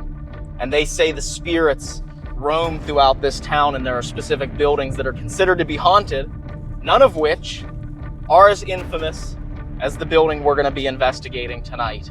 That's right. Everybody has heard of it. And tonight that building is the Jennie Wade House. Ooh, yeah. If you guys have ever heard of the Jennie Wade House, make sure you go ahead and help us out with this video, hit the thumbs up button, and let us know if you've ever heard of it. That's right. The Jennie Wade House was made famous because during the Battle of Gettysburg, as the famous story is told, Jennie Wade is shot in the back by a stray bullet that goes through the door of the house, through the door behind her, and directly into her heart. And it's said that her spirit, among many others, haunts this house. And tonight we're going to find out if those stories are true. Yes, we are. I'm excited to get into the Jennie Wade House. It's been a number of years since I've even been in there, and from what everybody says, it's going to be an interesting night. It is, and it is right up here on the left. As soon as we pass this 1863 inn, it's up here on the left. Oh yeah, there it is. Right there. The Jennie Wade House. The legends and stories of this place are infamous, and I will say that the horrors that occurred during the 3 days of conflict here in Gettysburg back between July 1st and July 3rd, 1863, left a mark on this city. And of course, as we had said, the most famous story of that battle that everyone seems to know is the story of Jennie Wade here inside this house. Absolutely. A lot of tragedy and emotions in this house. So we are going to go inside and meet up with Chris from Ghostly Images of Gettysburg. Oh yeah. Who's going to tell us all the details about exactly what happened that fateful day during the Battle of Gettysburg, and also what people have experienced inside the house as far as paranormal activity goes and ghost sightings inside the Jennie Wade house. Absolutely. You ready to go in there, Dave? I'm ready. Let's go. Gettysburg, night number 2.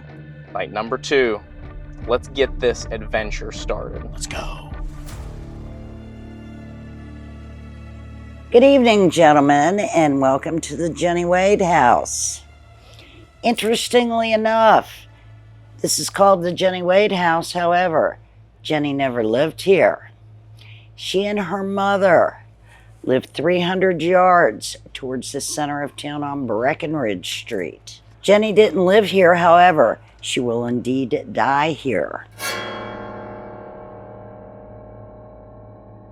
Her sister Georgia and her husband John reside on the south side of this house. Catherine McLean and her 6 small children reside on the north side. Catherine is a widow. Her husband was killed earlier in 1863. Georgia's husband, John, will be off to battle when the Battle of Gettysburg begins. When John leaves, Georgia was heavily pregnant with their first child. Georgia will end up giving birth on the 26th day of June. There is a doctor in attendance. Due to the difficulty of the birth, he will tell her she must remain in bed for 10 days. How were they to know what was going to happen beginning on the first day of July? Mary and Georgia will both end up being trapped in this house. Here's what is happening. Beginning the first day of July, the Union soldiers are going to entrench themselves on East Cemetery Hill, right behind this house. This is the high ground of this battle. The Confederates will overtake the town of Gettysburg. Whoever held the high ground might just win this battle. Jennie is becoming very uneasy. More and more Confederates are streaming into town. More gunfire. Confederates bring their best sharpshooters with them because they're trying to dislodge the Union soldiers from Cemetery Hill. Jennie's going to make a run for this house with the 2 small boys. She will arrive safely. They're going to come around and tell people to do one of 2 things. Evacuate, which Catherine McLean will do with those 6 small children, or get into your cellars. Do not come out until you hear the firing stop. They will try to crack this door open in order to access that very cellar. To no avail. Each and every time it will draw gunfire. This house will be hit over 150 times by bullets. They were not aiming at this house. Again, they're trying to shoot over the house. I don't know, I always ask if anyone can guess how many times Jennie and Mary's house, right in the center of town, will receive gunfire. The answer is going to surprise you. None. It will not be hit one time. Jennie will come here for safety. So, let's go in and take a look at the house. That's kind of crazy that she came here for safety and this was the least safe place that she could have come. It's not the most ironic thing you're going to hear. Wow. When Jennie comes, she will decide to make dough. At this very dough tray was donated to the house by her sister Georgia. Her mother will be at that very fireplace. As Jennie is making the dough, Mary will be baking it into bread and biscuits. This is for the hot, hungry, and tired Union soldiers that are brave enough to come to that door. Jennie will literally wear a path to and from the well behind the house because she will be getting so much water from that well to give to these men. God, as soon as I walked in here, my head, wow. That is very common. Like splitting headache as soon as we walked in That here. is. Is it? Yes, sir. Oh, gosh. I cannot tell you how many people have left my tours. When I started, I thought I was a terrible guide. Jennie is here making the dough. Mary is there. Georgia will be in the parlor. Suddenly, they will hear a loud crash. It sounds like something has come through the upstairs. The house will shake to its very foundation when a 10-pound parrot shell hits this house. Mercifully, it did not explode. Would have taken the house to the ground, killed the occupants. Mary's going to look over. She'll see her daughter laying on the floor. She rushes over, realizes that she has fainted from fright. She will revive her, say, "Darling, everything's fine. The house is standing, everyone is alive." Then comes the third day of July. Begins like every other day does for Jennie. She's going to read from the scriptures, but this day was totally different. All of her readings are about death and sadness and sorrow. Georgia's going to yell from her bed, "Mama, make her stop." Jennie will stop. She's going to walk right in and say these very words to her sister. "If anyone is to be killed in this house today, I hope it is me, because Georgia, you have that new baby."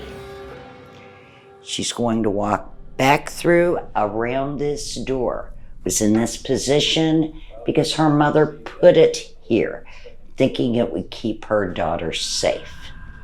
She goes back to work making dough at approximately 8:30 in the morning. The shot will come through the lower hole in that door. It's going to come through this door, enter through her left shoulder blade, pierce her heart. She will be dead before she hits the floor at age 20. Mary hears none of this. Remember, it is the third day of battle, the grand finale. The cannons are firing, the men are screaming. Finally, she looks over, sees her daughter on the floor. She thinks she's fainted again. She rushes over to revive her. That's when she sees the blood begin to run across the floor, and she knows. We feel that Mary went into shock because she's going to calmly go in and say, "Georgia, your sister is dead." She will become hysterical and scream so loudly it will bring Union soldiers bursting through that door. You see, they have been watching this house from the other side. When they come in, they will immediately decide they must get the rest of the family to safety, or this won't be the only death. As you can well imagine, we have a lot of paranormal activity in this house. We have many, many residents that are still with us. This is a very active area, and for good reason. In the off season, we have video cameras and recorders. We often capture this door slamming itself shut, opening, slamming.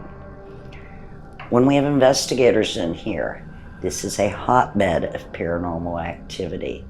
Constantly get readings and so on. I believe it's due to the great tragedy that will occur right here. Mm-hmm. So now if you'd like to join me in the parlor. Absolutely. No, this is not what a parlor would normally look like. We didn't have beds in our parlors. George's husband, John, will bring this bed down piece by piece, as she was heavily pregnant when he went off to battle. He didn't want her walking up and down those stairs. If you take a look in the mantelpiece, those are original bullet holes. There's also one right behind you in the windowsill. We only have 2 original pieces of furniture left in this house. This is a recreation. It depicts one of the bullet holes that would have gone through George's headboard and footboard. Her bed was in this exact position. All of the walls will be riddled with bullets, all windows shattered in this portion of the house. To go through, you had to literally almost crawl along the floor to avoid the windows. Those 2 little boys will be hiding under George's bed, absolutely terrified. If you take a look at this photograph, it is the only photo ever taken of Jennie. She is on the far right. She was 18 years old in that photograph. course, as you know, she'll be dead at age 20. Georgia is on the far left. She was 20 in that photo. Friend of the family named Maria is in the middle. If you ever see larger renderings such as that, they are just that. They are drawings taken from the only photograph. Now, this room is also very interesting. We get a great deal of activity in that corner. There's a rocking chair, very similar to the one that Georgia rocked her baby in. Frequently, it will go into motion. I cannot tell you how many times on evening tours I have had guests complain that they get dizzy, they get nauseous, headaches, and so on. They have to leave the house. Another thing that happens when folks walk in that front door, I have been asked more times than I can count, where are the flowers? They are overcome with the smell of fresh flowers. There's not a live flower in this house anywhere. The spirits of this house like to let all of us know this is their house and they are still here.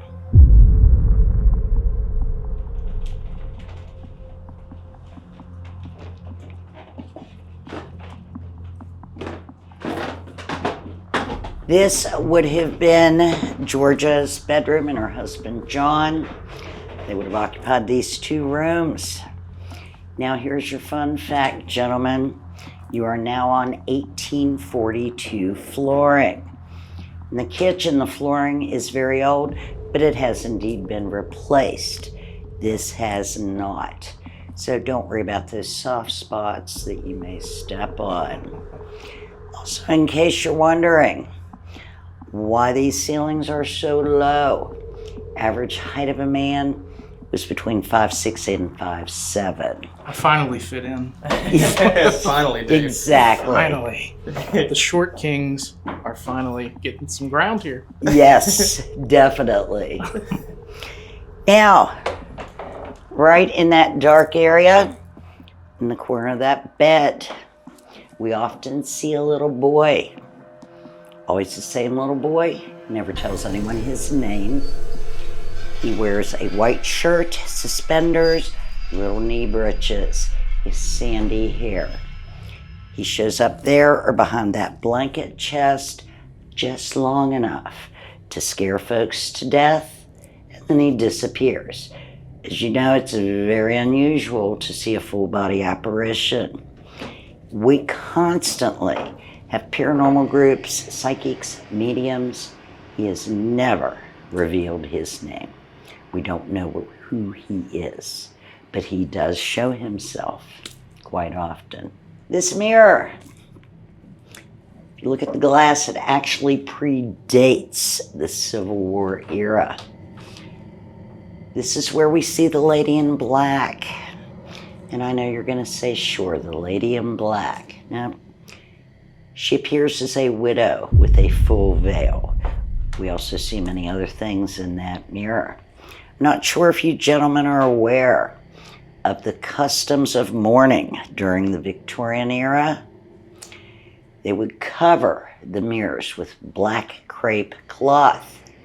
The belief was, when you die, your spirit leaves the body and goes to the light. They didn't want spirits to mistake the shimmering of the mirror with the light, so they would be covered. There is a belief that because this tradition is no longer practiced, mirrors have become portals. That's why we capture so many images in mirrors. We do have a connection here to the orphanage, by the way. The orphanage was run by the evil headmistress, Miss Rosa. Some of the children would come to this house, if only for an hour. Comfort and a warm meal. Some of them are with us to this day. The window behind me and in the other bedroom. Frequently, guests capture photos of children. This has been happening for many, many years. We believe they still reside here. Now that 10-pound parrot shell, it's going to enter right above this bed. Remember I told you that the soldiers know that they've got to get this family to safety. How are they going to do it? They're frantically looking around. Then they see the hole in that brick wall. The shell will drop, make a hole about that big. They know they can't get the family through a hole that large. They're going to take the butts of their guns, break out enough of that brick that the family is able to crawl through on their hands and knees to safety. What is safety? It is this part of the house that the Union is controlling, and there is another cellar on this side that they can access. They get everyone through, then they realize something. Mary is not with them. They're going to go back to the kitchen. They will find Mary on the floor cradling her daughter's body. She refused to leave her there on that floor alone. 2 kind soldiers will find a quilt, gently wrap her body, then pass her through the opening, down the stairs into the cellar. Then Mary will follow. Now in this room, we've had some very interesting activity. See this picture of this lovely little girl. It's actually started last season. Guests found that when they took photographs, and there can't be anyone where you are standing, Ryan, we will see what has been affectionately called the Shadow Man. It appears to be a tall man dressed in black. You can see these photos on Ghostly Images of Gettysburg Facebook page, also on Gettysburg Ghost Pictures, numerous ones. We work with a professional photographer named Ed, total skeptic. He and I came here during the day. Nobody's here. I stood right in the opening between the 2 sides of the house. He captured the Shadow Man. Broad daylight. Pictures are there. You can see them. Wow. Yes. That's awesome. And we're starting to capture him again this season. We have no idea who he is. Now you are in Billy's room. Okay. He is actually one of my favorite residents of this house. And we do have 3 dominant spirits. First was downstairs. That would be Georgia. Why? Guilt. Her sister comes here for safety and to help her with the baby. Look what's going to end up happening. Here, we have the child, but we have Billy. Billy is very mischievous. I appreciate that in a person. He's another one. He never tells anyone who he is. We believe he, too, is a boy of about 6 years old. He's very young. Now, Billy, when we have psychics and mediums in, they know that he loves the song Dixie, particularly if it is played on a period instrument. The harmonica seems to be his favorite. Footage has been captured of indentations as if a small boy is jumping up and down on the bed. When the music stops, people feel touches. I think he would listen to it all night. And by the way, it is not uncommon for guests to feel light touches. So Billy, thank you. Nice to meet these folks, and they will see you later. Yeah, Billy, we'd love to talk to you later. So please come out and speak to us.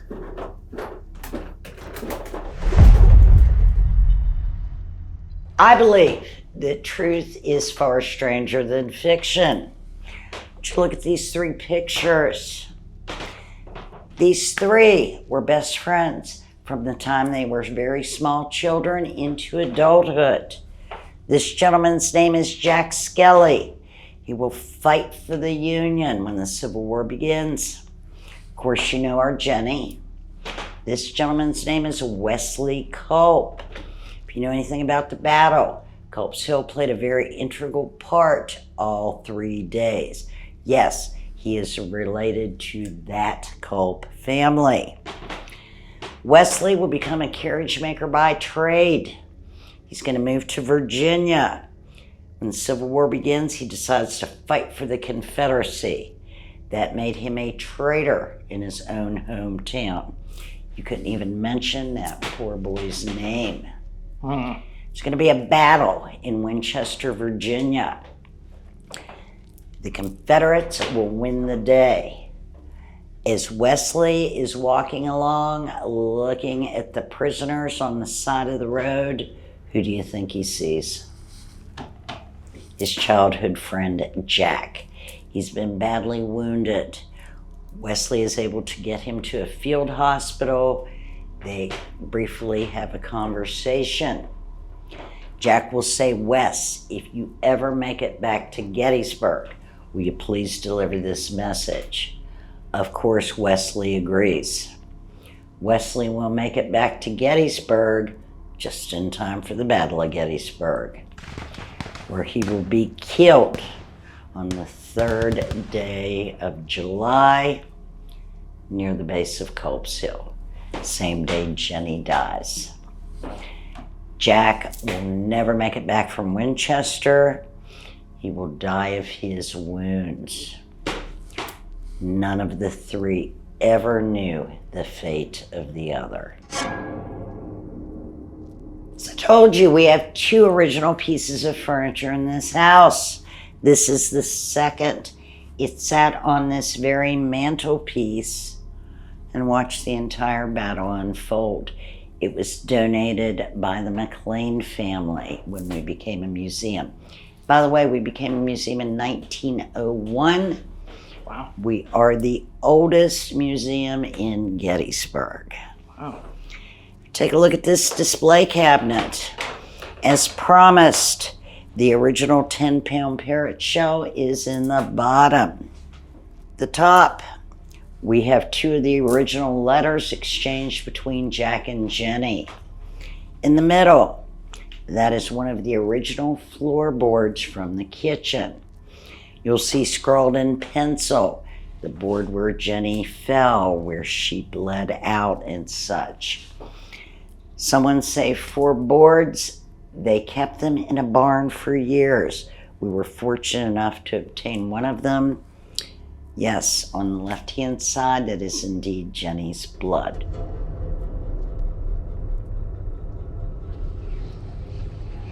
Now, Dave, right behind you, there is a cane.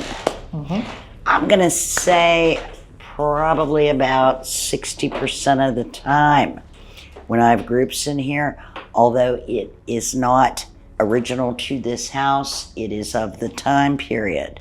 That will also very slowly go into motion. Nobody's touching it, nobody's around it. So if you're ready, let's go see what's in the cellar. Ooh, the cellar. The famous Jennie Wade cellar.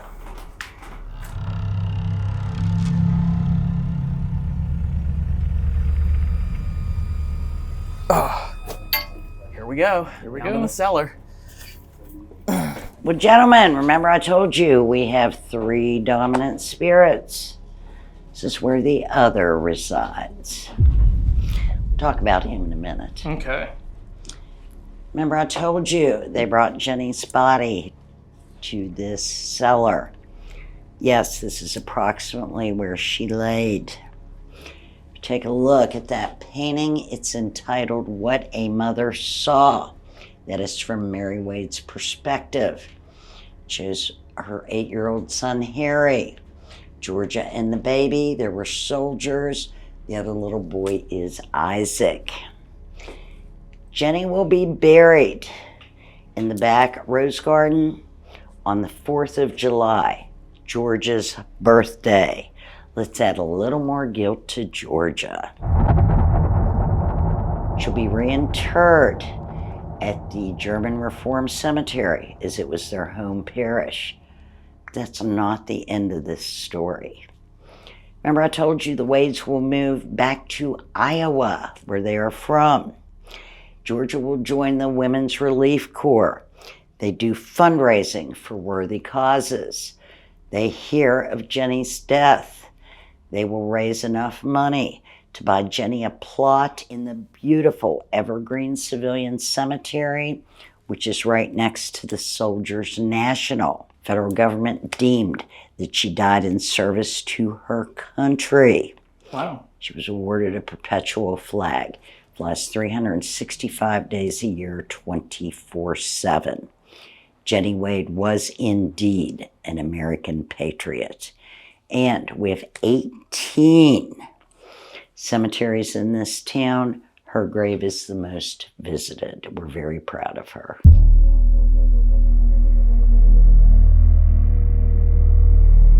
Now our final spirit. There had to be a father, right? There had to be a husband. His name was James Wade.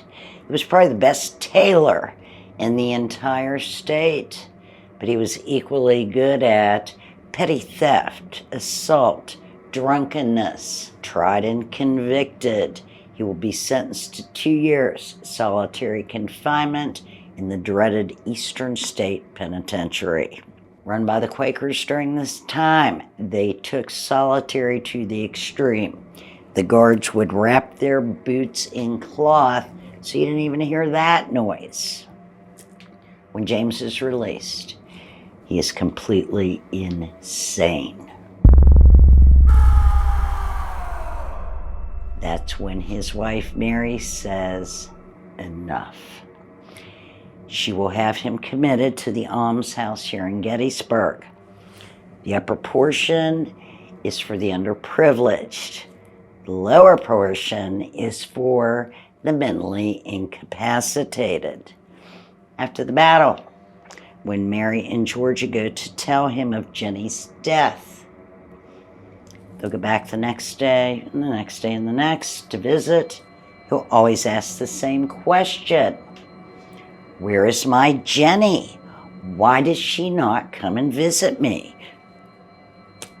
He didn't even know she had died. That's until he himself passed on. They say he knows this is not really her body, but it is the last place her earthly body ever laid. So he comes here night after night, hoping that they will reunite in the afterlife. He's a very patient man. She will be dead at 161 years this July 3rd. I hope for his sake that she does come. He's a very unhappy man. He does not like us being here. He's on a mission, and this is a place of reverence for him. He likes to sit in that rocking chair. He prefers to sit there or back in the corner, which we call the hot spot, because guests often tell us they are pushed from behind. Oh, wow. He does, again, not like anyone being here. So hopefully you'll get to meet him firsthand tonight, but beware, he is very unhappy.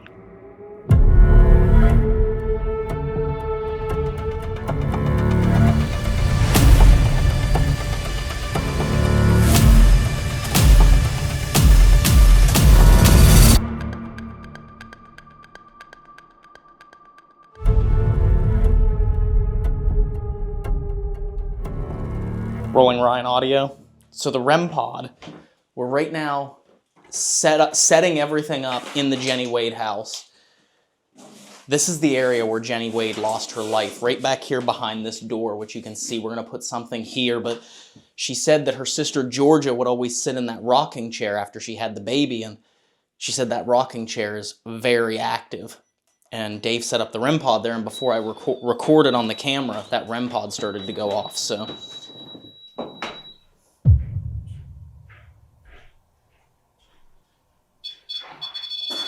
Whoa, wait, that was a REM pod going off. Yes. Yeah. Hello? If there's someone up there, can you come down here? Whoops.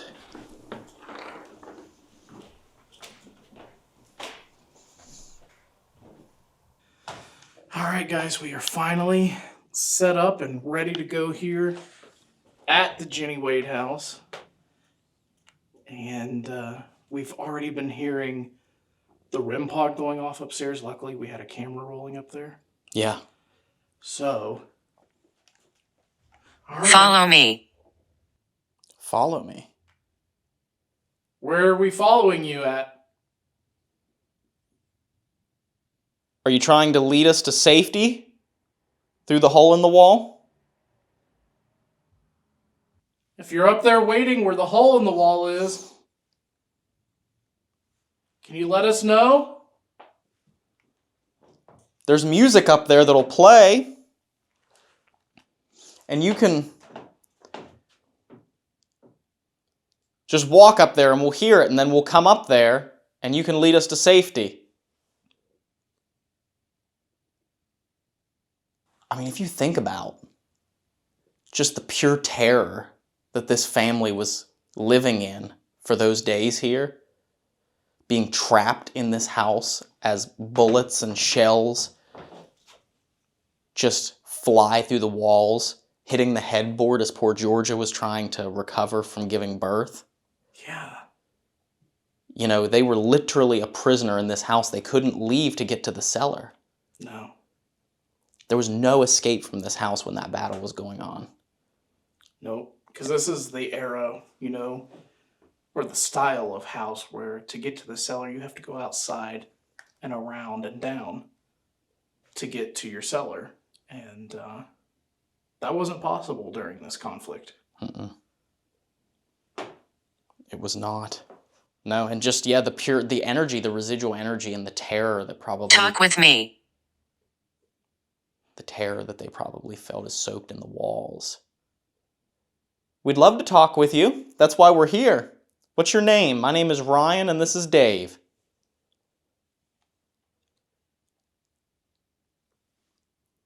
We have lots of things that you can use to tell us that you're here.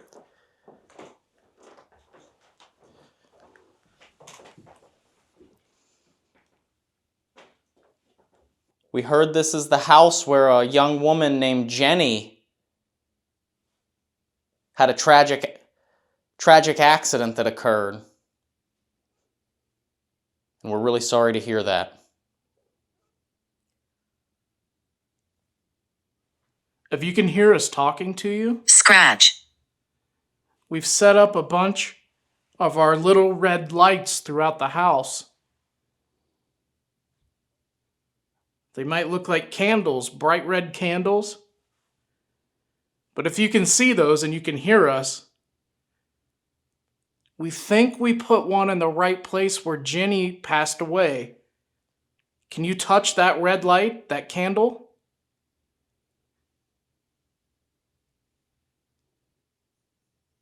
Slam. You can slam a door. That's fine if you'd like to do that. We won't be upset.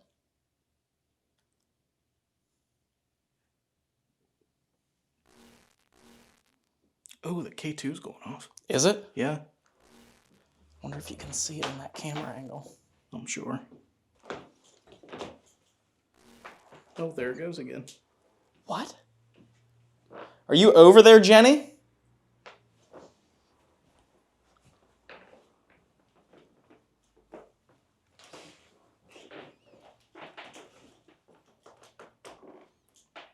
Are you getting close to that? Can you make that light up and show us the red, if you can see those colors? Make that turn red for us and we'll know that you're here. Is it still going? Just to the second light. We don't have anything on us that could set that off. No. Our mobile devices are in airplane mode. Not even in the same room as this, because mine, that's running Ghost Tube, which is in airplane mode, is behind you, Dave. Yes. In that room.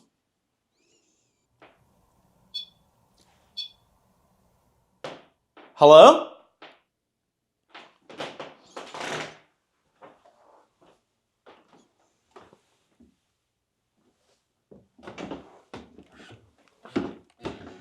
Is there someone upstairs?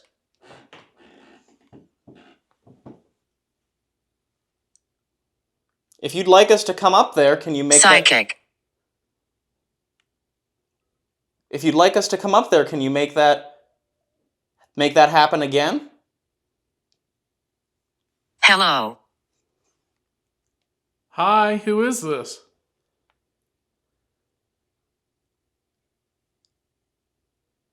Where? Whoa, tripwire. Yeah. Not feeling well. You're not feeling well? Is this Jennie?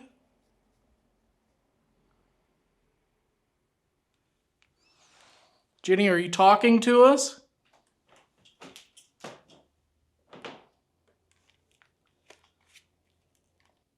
Is there anybody still making bread?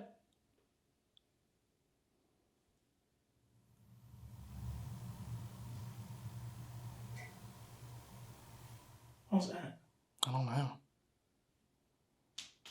It sounded like something metallic, which there's not very much besides the door handles that is metallic in here. Yeah. Jennie, I don't know if you know this or not. I'm sure someone has told you if you're here. But they gave you a high military honor for the service that you gave to your country. To the United States, to our country. The perpetual flag.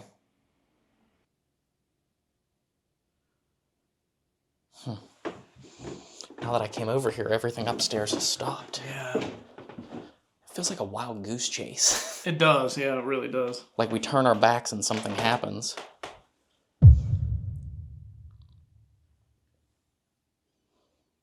Is there someone that sits in that rocking chair? You can relax while you speak to us. If you like to rock, feel free. Have a sit down. Have a chat with us. Are there any soldiers here in this house? Are you hungry? How do I use it? We think if you get close to this box that How do I use it? Oh, wow. We think that you can use this to say words. If you get close to it and you speak as loudly as you can, we think that will tell us what word you say. We think. And that's why we'd love if you told us your name. We'd know that you can use that.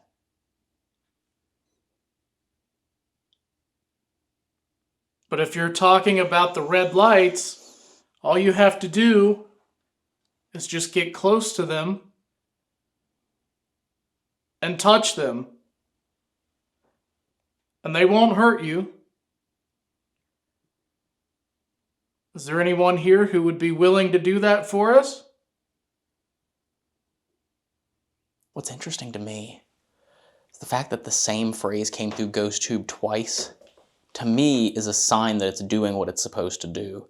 Oh, yeah. If it does pick up on magnetic readings that are assigned to words, if it picks up on the same magnetic reading in a short period of time and it says the same thing, it's not just spitting out random words. It's actually speaking the assigned words to that reading. So I love when it says the same thing back to back because that just tells me that it's working. Yeah, absolutely. Absolutely. Talk to me. Again. We're trying.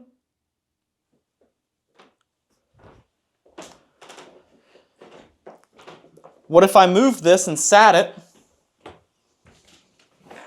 over here?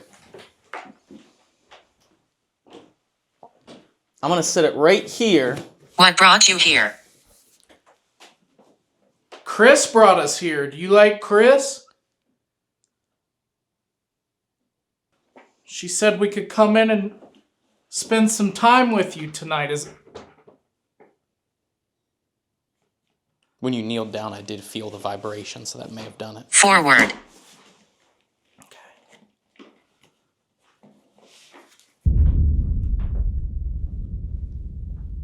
Doesn't anybody want to come in and have a seat in that rocking chair by the door and talk to us? Blessed. Jennie, we heard you used to read scripture every single day. And they'd said that the scripture that you read on that fateful day was a bit darker. Did you know that it was your time?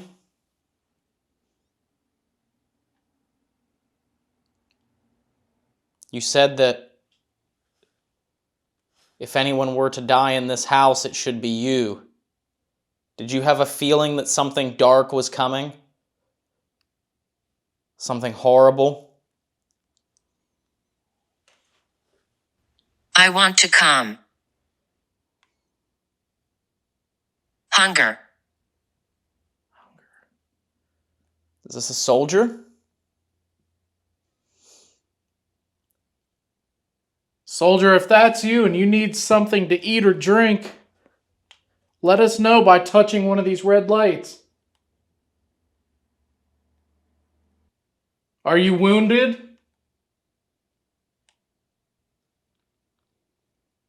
Might try an EVP session over here. Yeah, let's do it. We love to try and use digital voice recorders to capture EVP simply because it's one of the most prolific forms of paranormal evidence. And if you can capture a voice that wasn't... Why? Because... Covered. Why covered? Jennie. Rolling EVP session. Jennie Wade. Placing the recorder on the table by where Jennie actually passed.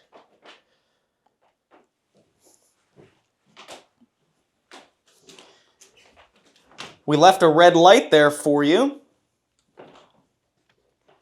And we're going to walk back in this room and you can talk to that, okay? You can answer our questions by using that, by just speaking as loudly as you can if you can actually speak to us. Is there someone in this house that still lives here? Is this your house?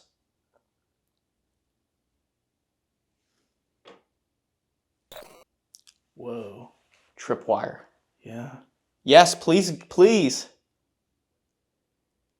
We'd love to see those lights. Library. Louder.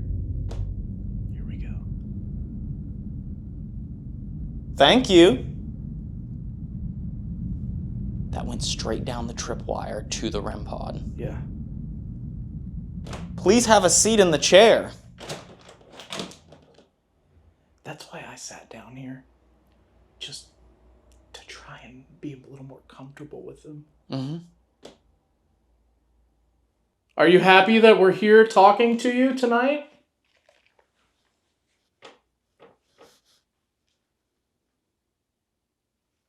What date is it? That's a good question. I think it's April 9th, 2024.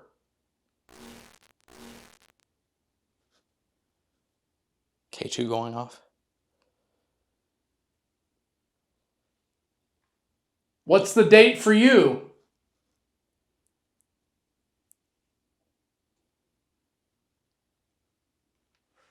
Mansion. Listen back to this.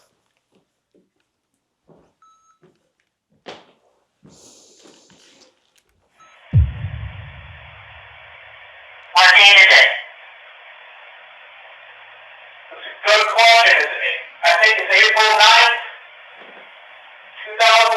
2024. Disgusting. Angry. Disgusting, angry. This whole battle was pretty disgusting, wasn't it? Did that day leave a mark on this house? That horrific day?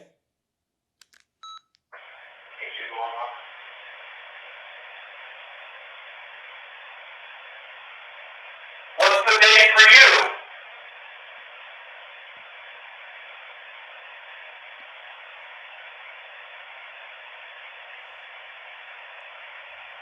What happened to me? If this is Jennie talking, from what we understand, you were right here in the kitchen, and a shot came through the door and hit you in your back and took your life.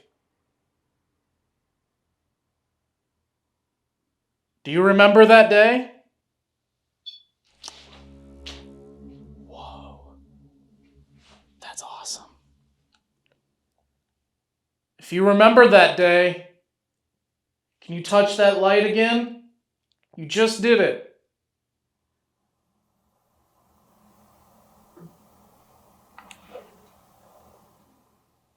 What was that? I don't know. Something on this headboard. Or on the wall.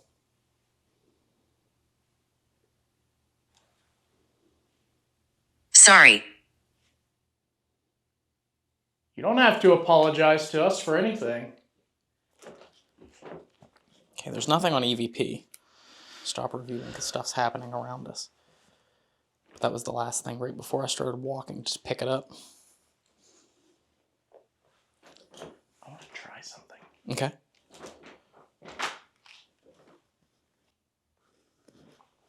Morning. Morning.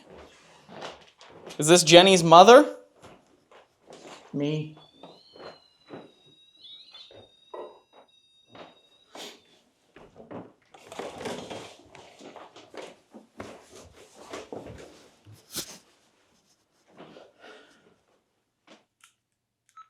Rolling second EVP, Jennie Wade.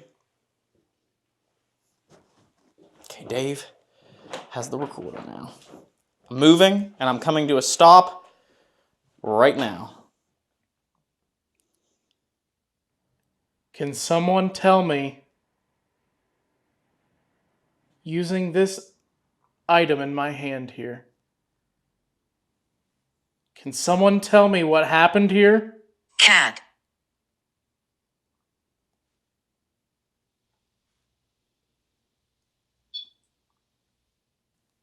REM pod upstairs. Come down here, please. Speak into the thing that Dave has in his hand. Touch. You can touch us.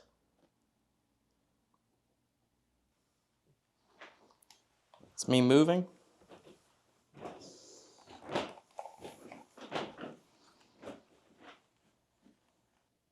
Jennie, if you're here, I want to come. That's the second time it's said that too.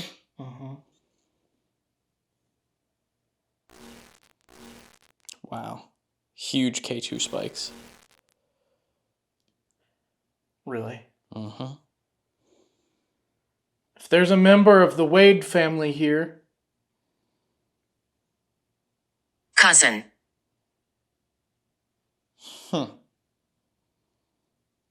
how old was Jennie when she passed away? Ooh, tripwire.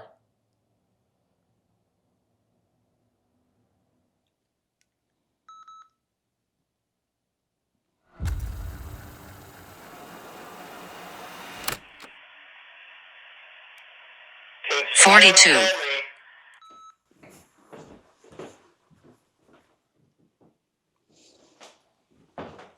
It said a number, it said 42. Follow me. Follow me. very first thing it said, too. It's saying the same things over and over again. I know. That's not something that we generally have happen through GhostTube. Like, there's occasions where it will say the same word twice in a session. But that's like the fourth thing that it has said multiple times. Yeah.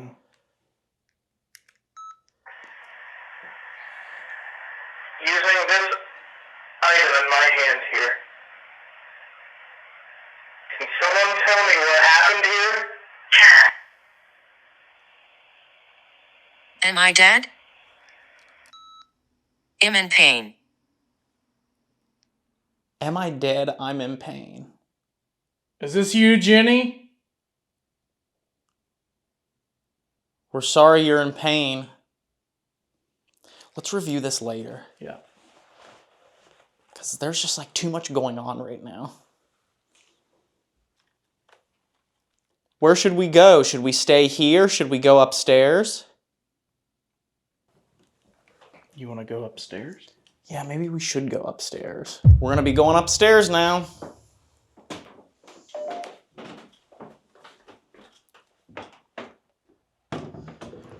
We're coming up.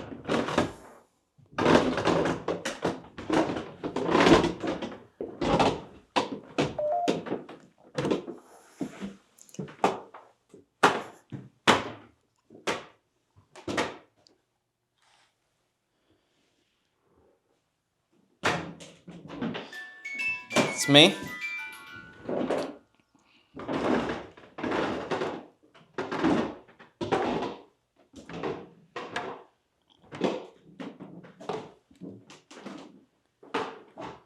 Whew. Come closer. Come closer. Where are you?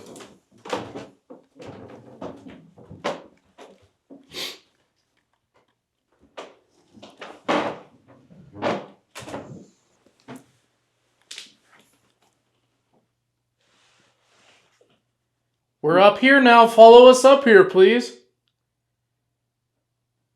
Chris said that you've thrown stuff off of the wall. Doomed. You're not doomed.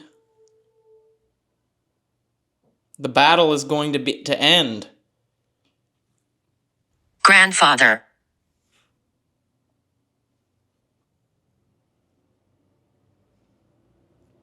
Is there somebody up here with us?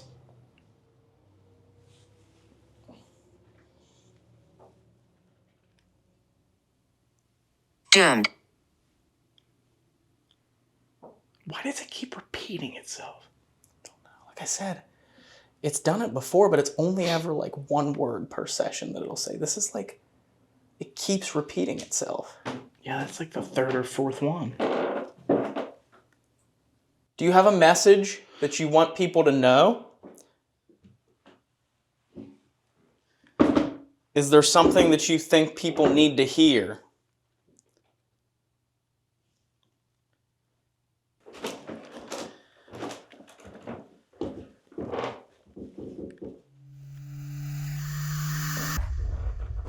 I'm going to go down to the car really fast, and I'm going to grab the ghost tube lens, and then see if sitting right here, anything will come through, any relevant images will come through.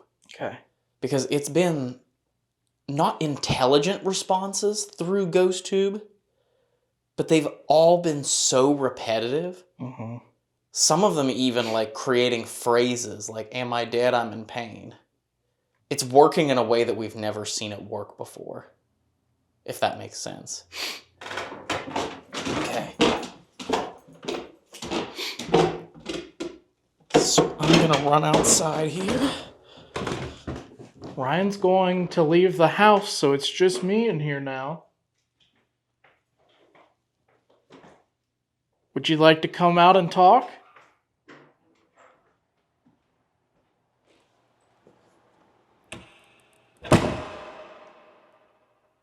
If you're downstairs, you can let me know by touching one of those toys down there.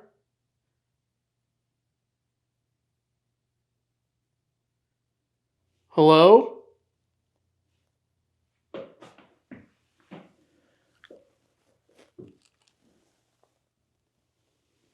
Somebody was setting off these devices while we were downstairs.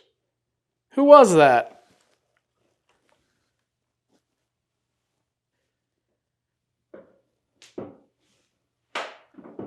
Are you still here? You don't have to be afraid of me or Ryan, okay? We don't want you to be afraid with us in the house.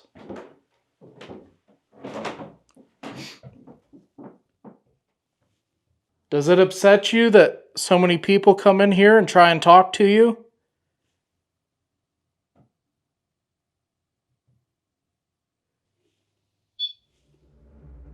Ooh. Hi? Who is that?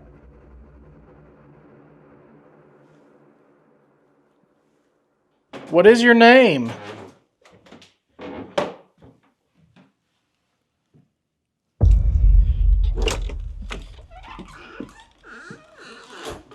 Okay.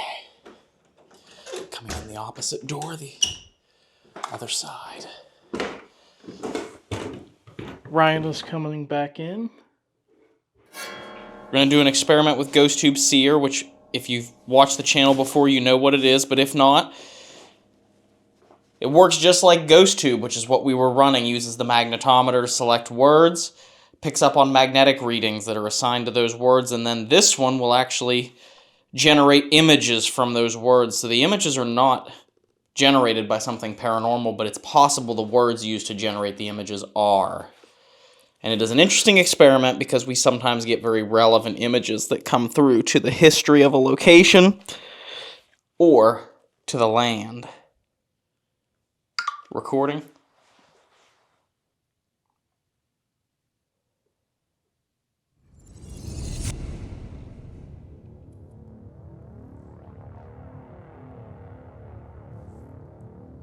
Immediately generated 3 people walking through what looks to be trees that are on fire. Ooh. They seem to be wearing long coats. If there's a member of the Wade family here, we'd love for you to show us something important to you. We've been told that your spirit, your soul, is still here in this house.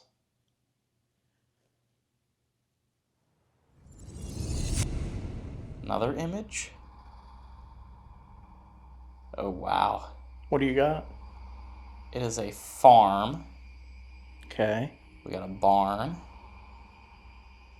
with a wooden fence. Is that your old home?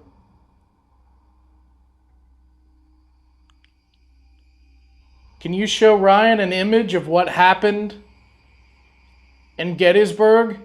What happened here? Can you show him, please? That would let us know that you can communicate with us that way. We were told that some of the orphans from across the street would come here for food. If any of you children are here still, you can play with these toys. Okay. What? We have a woman with a baby. Really? Yes, the baby's a little bit deformed, but I'm guessing that's just the generative mistakes, but Yeah. we have a woman and a baby. And the woman appears to be wearing a rather old-time dress. Slightly puffy shoulders, sleeves down to the forearms. Georgia? Are you showing us the baby? Or maybe that's Jennie showing us the baby, because your new nephew was very important to you, I know.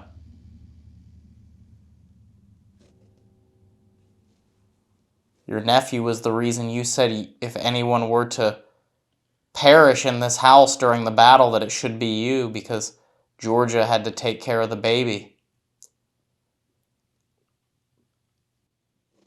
We heard there's a little boy here who likes to move furniture and chains and all kinds of stuff. Could you throw something for us? Or can you come through and show Ryan what you look like?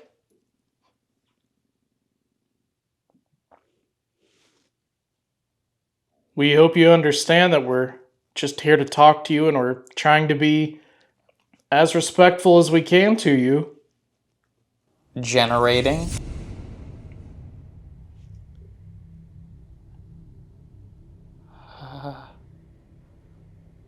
It's another creepy face. Is it? Yeah.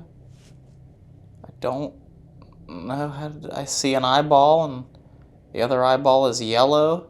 It's like Lord Voldemort, but with yellow in his nose and eye. But like very close up. That's strange. Did you happen to ask one of the questions to show us what you look like? I hope you don't look like this. That's scary. I did. I asked the little kid to show us. Billy? I know you don't look like that. It has gone so quiet. It has. The clock's a churning. We should probably get to the basement. Yeah. Wow. That looks like me in the mornings. Not gonna lie. Yeah, but I mean, besides the woman and baby, nothing really seems to be relevant there. No, not at all. Well, guys, I think it's time to pack up what we got here and head down to the cellar. Head down to the cellar to go see what James has going on. Yeah, let's head down to the cellar and see if we can make some communication down there. Let's do it.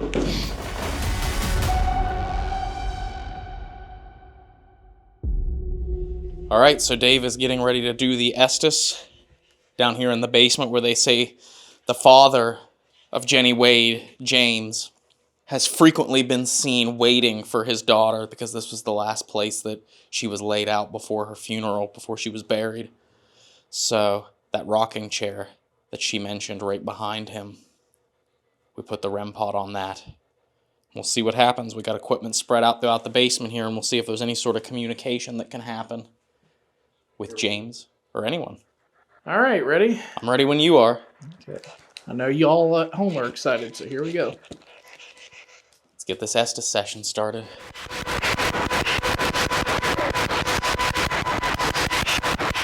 So if there's anyone here with me, my name is Ryan, and back here this is my friend Dave, and he's listening to a box that we believe you can put your voice on, and you can speak to him and he'll tell me what you say.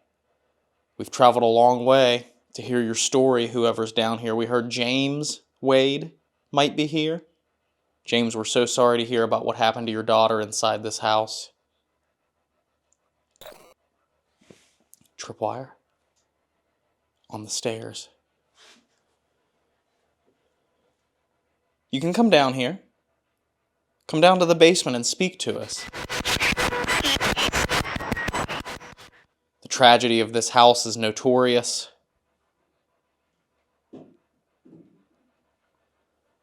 And we travel around to try and see if you can speak to us from wherever you are, wherever that may be.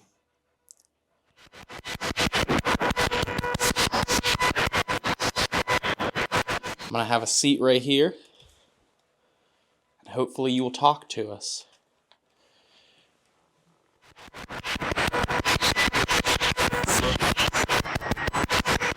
Use that box that Dave has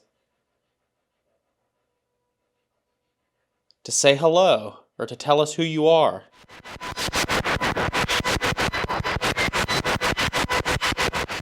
Do you know where this is? Do you know what town we're in?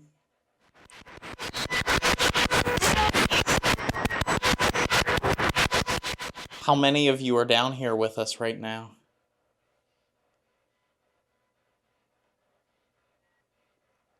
Can you give us a sign to show us where you are?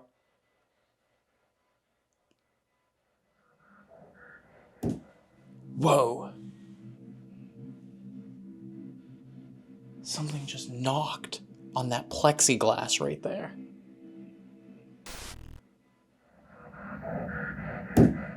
Whoa. Something just knocked on that plexiglass right there. That has the portrait, the painting of the scene from the basement. That was loud. Are you over by the painting?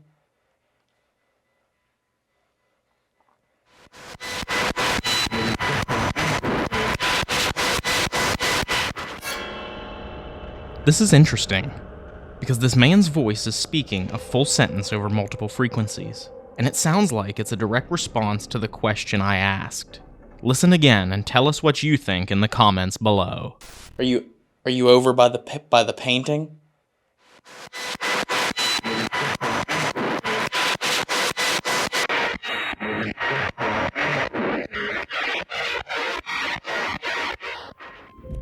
At this point, because of poor sleep and exhaustion, Dave is having a hard time concentrating to hear the voices within the white noise. You want to switch out? Yeah, we can. I'm not getting... There's nothing coming through that. Okay. So we'll switch spots, and I'll take over listening for the rest of this Estes session. Alright guys, we're going to go ahead and switch out. I'm having some issues with that tonight, so Ryan is going to take over and see if he has any better luck focusing on that than I did.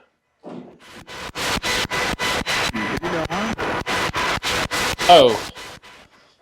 I wasn't listening yet, but a man's voice just came through and said like a whole sentence. Let me get this going here. Well, if you're down here with us or anywhere in the house and you can hear me, my friend Ryan over there has a radio on, and he can hear you talking to him.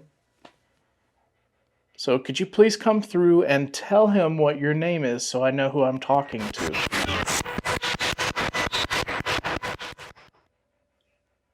What is your name, please? Can you please tell us? We just want to know that you can hear us. And if you have anything that you would like to say, now would be the time to do that, please.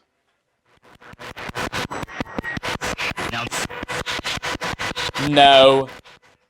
Who is it you're looking for? Are you looking for Jennie?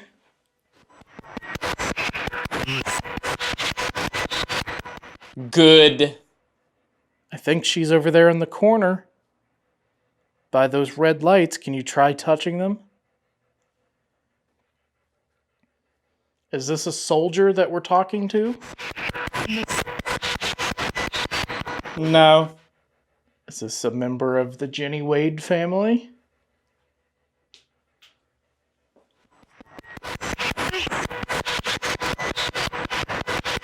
Woman's voice said Chris.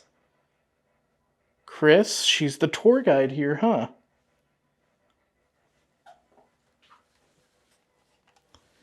Do you like Chris?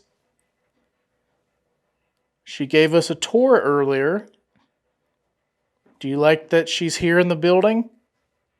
She spends a lot of time here because she really cares about this building and the history.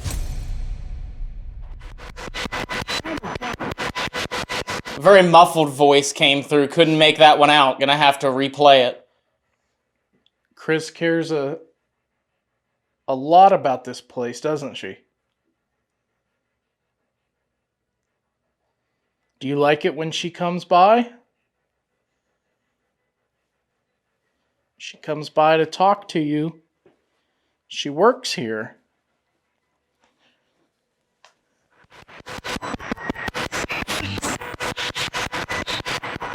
Please go. Why do you want us to go? Are you done talking to us?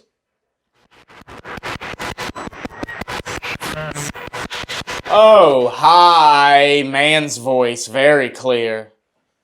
Who is this? What's your name? Hi, by the way. My name is Dave, and this is Ryan. What is your name?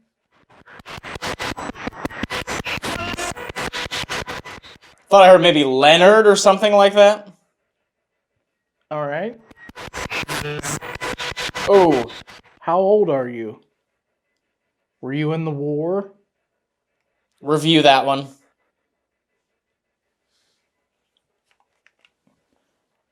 Did you fight in the war?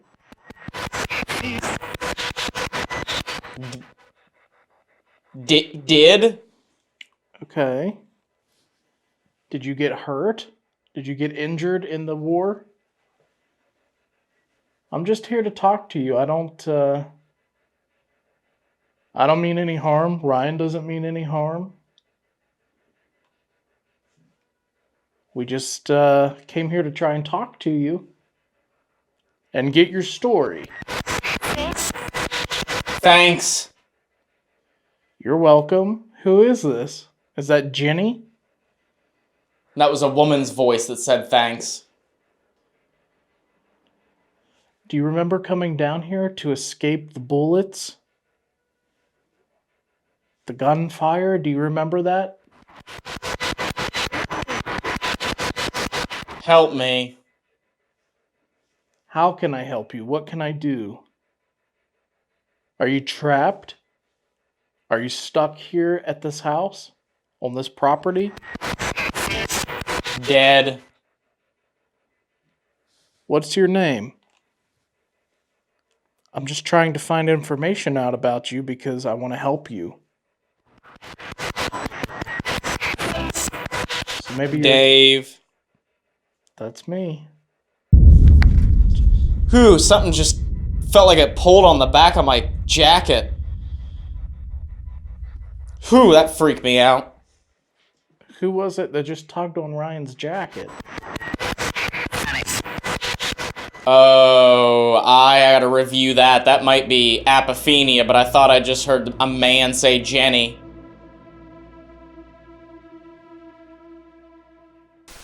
Who was it that just tugged on Ryan's jacket?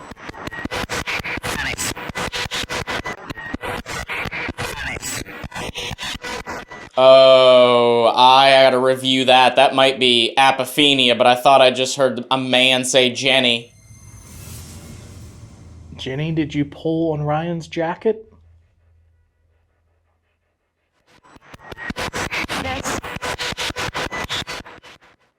Or was it someone else? We'd love for anyone to come in here and sit down and have a conversation with us. Everyone is invited. So come on down. I know you have something you want to say, right?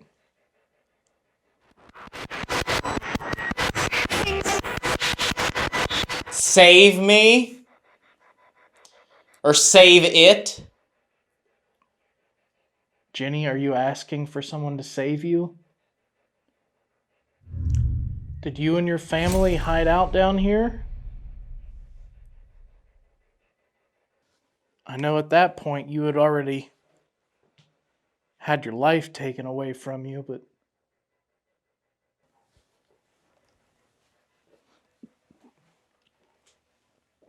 it's okay to come out and talk to us. We're not going to hurt you or anything. Mad. Who's mad and what are you mad about?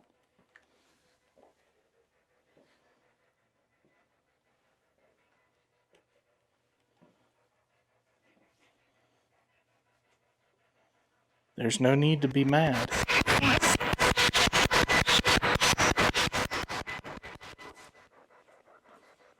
What? To be mad.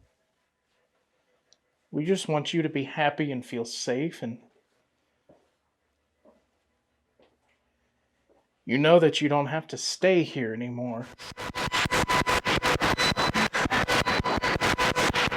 He's back. Who is? Who is he?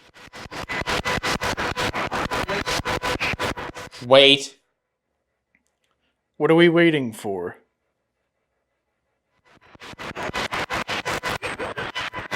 Oh, man's voice. I swear to God that just said my daughter. In a very raspy voice. Oh, I have chills going up the back of my neck right now. So he comes here night after night, hoping that they will reunite in the afterlife. He's a very patient man. She will be dead at 161 years this July 3rd. I hope for his sake that she does come. What are we waiting for?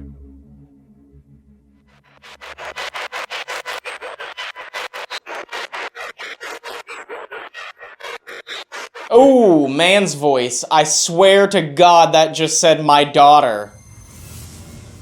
Who is that? Who are you, sir? What's your name and who is your daughter? Home. Is this your home? Is this where you lived? Or is your spirit just passing through?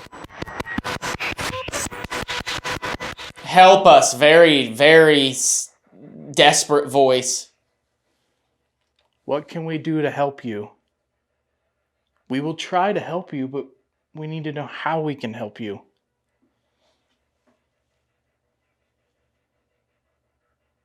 What is it that we can do? If you need to, you can walk right out that door right there and leave. You don't have to be stuck down here. If you are stuck down here, that is.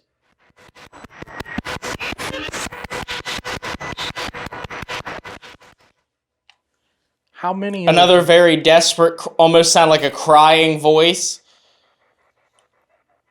I couldn't tell what it said though. How many of you are down here or in this house? Miss. There is a reason that so many people come back here. They say your spirit's here. They say you haunt this house. Out. If you want us out, touch one of these red lights and we'll leave.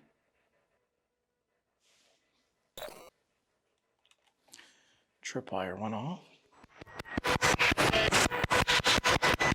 Dead.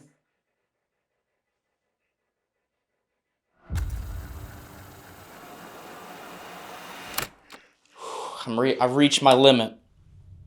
Ugh. He has reached his limit, ladies and gentlemen. Oh, my ears are ringing. There's only so much of that you can take, you guys. Yeah, that was a bizarre experience. I swear I felt like something lightly tugged on the back of my jacket there. Mm-hmm. And I'll be interested to review that back and see if it actually said Jennie, because I was kind of distracted by the tug of the jacket at the moment that it came through. And then my daughter thing. Oh yeah.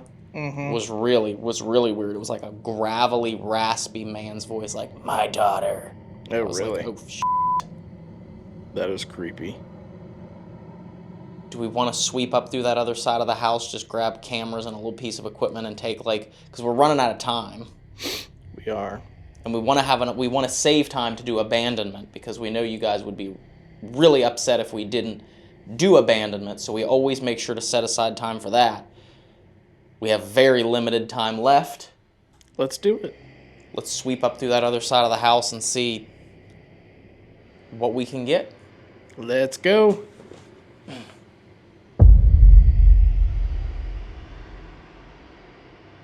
Okay, so Dave is setting up a little bit more equipment in there. I'm going to do a solo. He has to go across the street to use the restroom to a different building. So we don't have much time left, so we're going to take advantage of that by me going in here solo for just a little bit to see what I can pick up on. Go up, maybe try and talk to Billy upstairs, the little boy that is seen. I'm going to be all alone inside the Jennie Wade house. So, is everything ready for me in there, Dave? It sure is. It's ready to go. I'm going to go use the restroom because I'm like a water tank right now. And we just want to use our time wisely tonight, guys. So Have fun walking all the way to the orphanage. I will. Good luck. And I go. And there goes Dave running. I'm running to the running. orphanage. Ugh. Billy!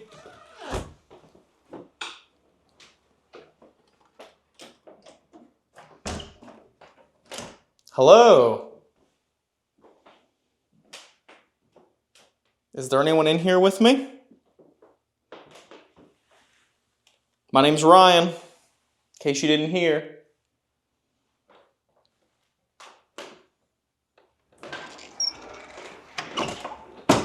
Oh. Well, thank you, sir. You're welcome. Dave has just delivered me before he left to go over to the orphanage. He delivered me the obelisk. So we're going to set that up. Let's actually start by going upstairs, because they say Billy's area is very, very active. And I have a feeling that I may want to try and see if I can capture anything up there.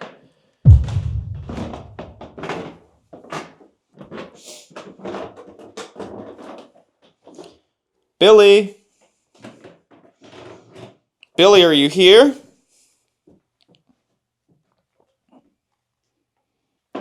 I got a fun little device I'm going to set up here for you. A fun little toy that I'm hoping you can make say words. I'm going to put it on the bed here that I hear you like to jump on.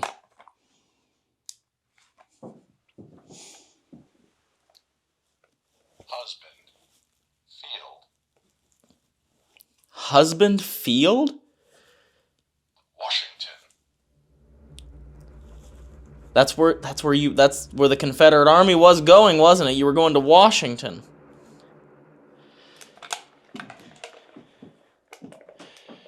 That's an interesting flurry of words to come through there.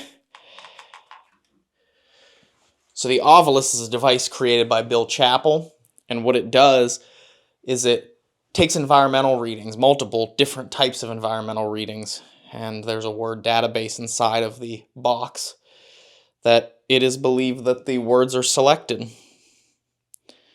So, if you're here, can you actually use that to say something that will let me know that you're here? Communicate. Spirit. Yes, that's what I want. I want to communicate with anyone. I mean, I don't know if you're a spirit or who you are, but if you can communicate. Flowers. Was. Flowers. Why do people smell flowers in here? I have been asked more times than I can count. Where are the flowers? They are overcome with the smell of fresh flowers. There's not a live flower in this house anywhere.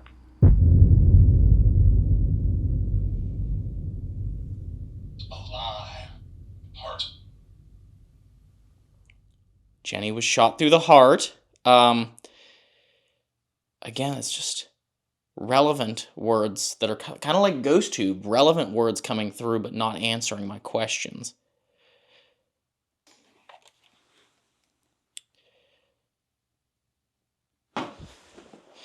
What if I played a song for you? He loves the song Dixie, particularly if it is played on a period instrument. The harmonica seems to be his favorite.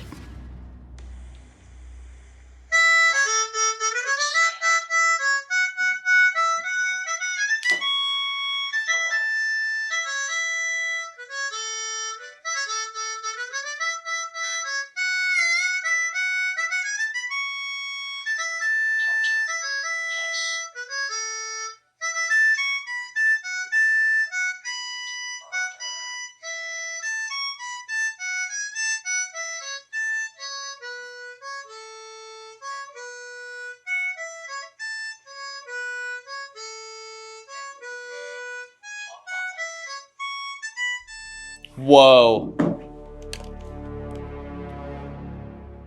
It just said harmonic as I'm playing a sound file, as I'm playing audio of someone playing Dixie on the harmonica. It says harmonic. It did say murder there before it said harmonic, but again.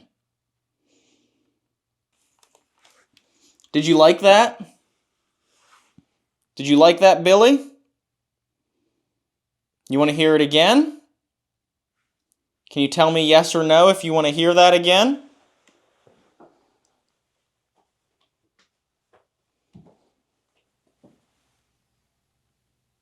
It's very strange, being that this was a Union City, Pennsylvania, that the young boy Billy would like to hear the song Dixie on the harmonica, which was played by the Confederates. But who knows how this little boy got here. I would love to see you jump up and down on the bed. That was really weird that the obelisk said harmonic when Dixie was being played on the harmonica. Coincidence? I don't know, there's so many words in that device. I've never heard the obelisk say harmonic before, so it tells you how many words are in that device.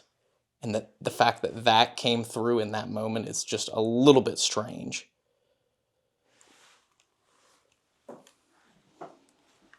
Ooh, I got chills right now. View lot? Ocean.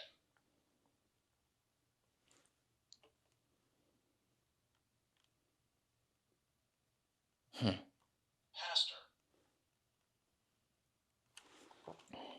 Billy, I'm going to have to go downstairs here in a minute. Can you make this music play right here? I would love to hear it. Nobody's done it tonight. If you walk right through here, I have chills right now. I don't know what it is. Like I can feel chills up and down my arms. Burning. August.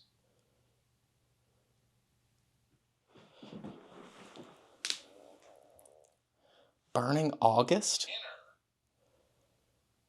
Chain. Billy, are you one of the children from the orphanage? Chain.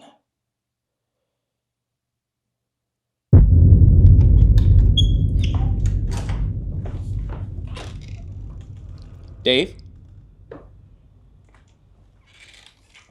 Question. Do you want to do a couple minutes in here? Because now I have to use the restroom.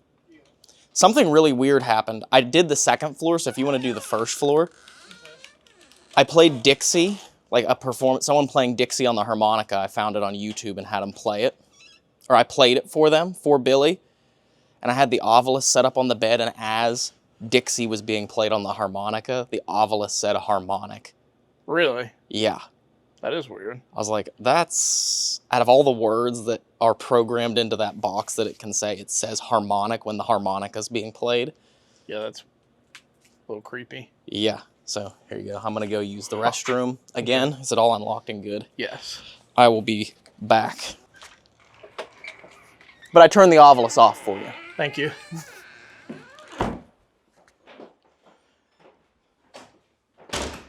Hello? I'm in here now.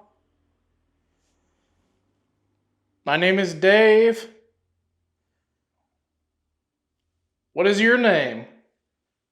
Would anybody like to come out and talk with me?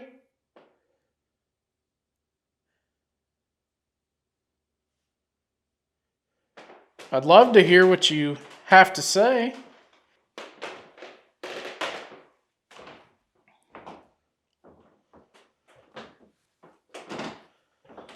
My friend Ryan has been in here tonight. And he played you a song. Did you like that song? Do you like to hear the song Dixie?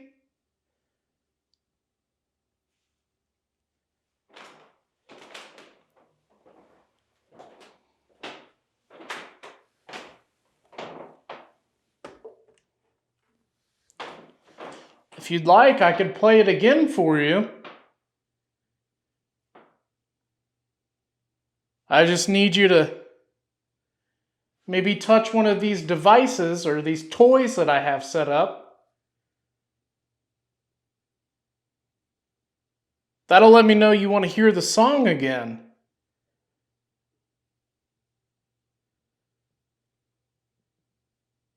Billy.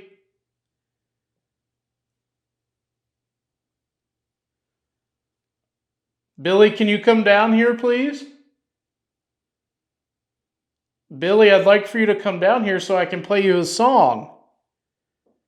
If you want to, you can just sit right over there at the bottom of the steps.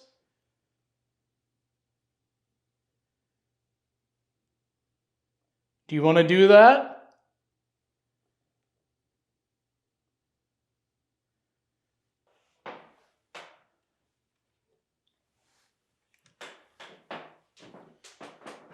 Does it make you upset when people come in here and try and talk to you? Whoa. Tripwire just went crazy. Do you like those purple lights? Can you try and light those up again for me? I'd love for you to do that.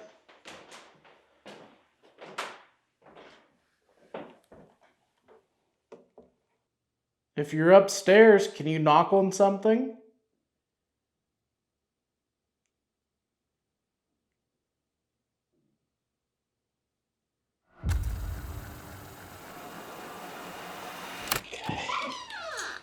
Ryan has made it back. I have made it back. I am in here. All things seem quiet down here. Everything was quiet. The tripwire went off once, but that was about it. Yeah, everything was quiet upstairs for me too in Billy's room, except for a couple of strange responses on the Ovilus. So we're almost out of time here at the Jennie Wade house, and that means we have to hurry up and set up some of these cameras to leave the house completely empty with no one inside of it to see what paranormal activity happens when there's no one here. That's right. It's time for abandonment. Let's do it. Let's do it.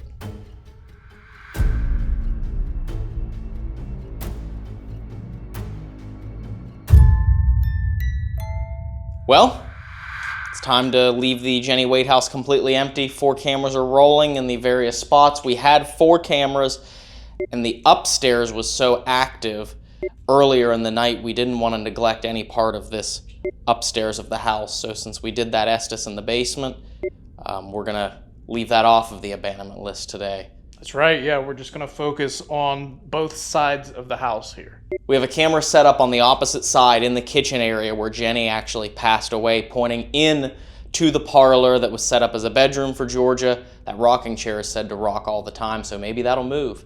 Maybe. On the second floor upstairs, the chain is said to move from what Chris told us. So we have a camera focusing on that chain with some equipment pointing back into the bedroom. And then on the opposite side as well, from the bedroom back towards the stairs on the other side of the house, we have a camera. And then down here in the parlor of this side of the house, we have some equipment set up as well. So oh yeah, we're pretty much covered. We're covered. Are you ready? I'm ready. Let's see what happens. All right, Jennie Wade house, abandonment. Here we go.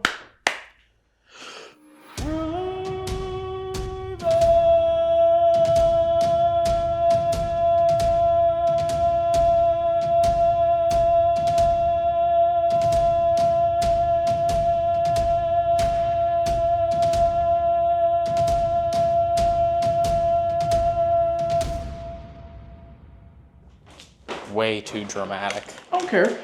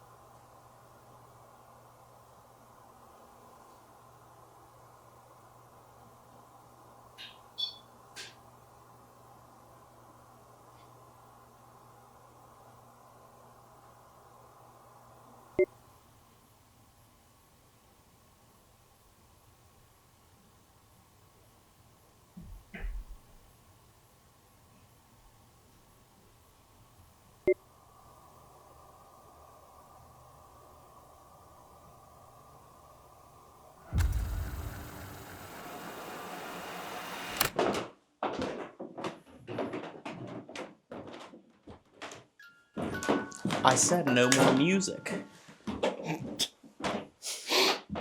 We're back. So that ends another investigation here in one of the most haunted cities in America, Gettysburg, Pennsylvania. It does. This has been an amazing experience to get to explore this city, to get to explore just a little bit of its history, to get to investigate two of the most haunted buildings in this city. And we want to start the closing of this video by sending a huge thank you to Ghostly Images of Gettysburg. Oh yeah, absolutely. For inviting us out here, for being wonderful hosts here in this city, and for giving us the opportunity to investigate. Absolutely, yeah. We couldn't have asked for any better hosts and a better company. Come out here and support them and take some of their tours. Check out these amazing locations. That's right. You have to come and check out the Jennie Wade House. You have to come and check out the Gettysburg Orphanage. You never know what you're going to experience here. And even we at this moment don't know what we experienced here. No, we don't. There's a lot of footage to go through. You guys already know, but we do not know. We don't know what we captured at the orphanage. We don't know what we captured here at the Jennie Wade House. Nope. But we're going to find out. So if you guys made it all the way to the end of this video, make sure you smash that like button. Do it. Make sure you subscribe if you're new to the channel. And if you made it this far in the video, make sure you leave a comment that says, Jennie Wade.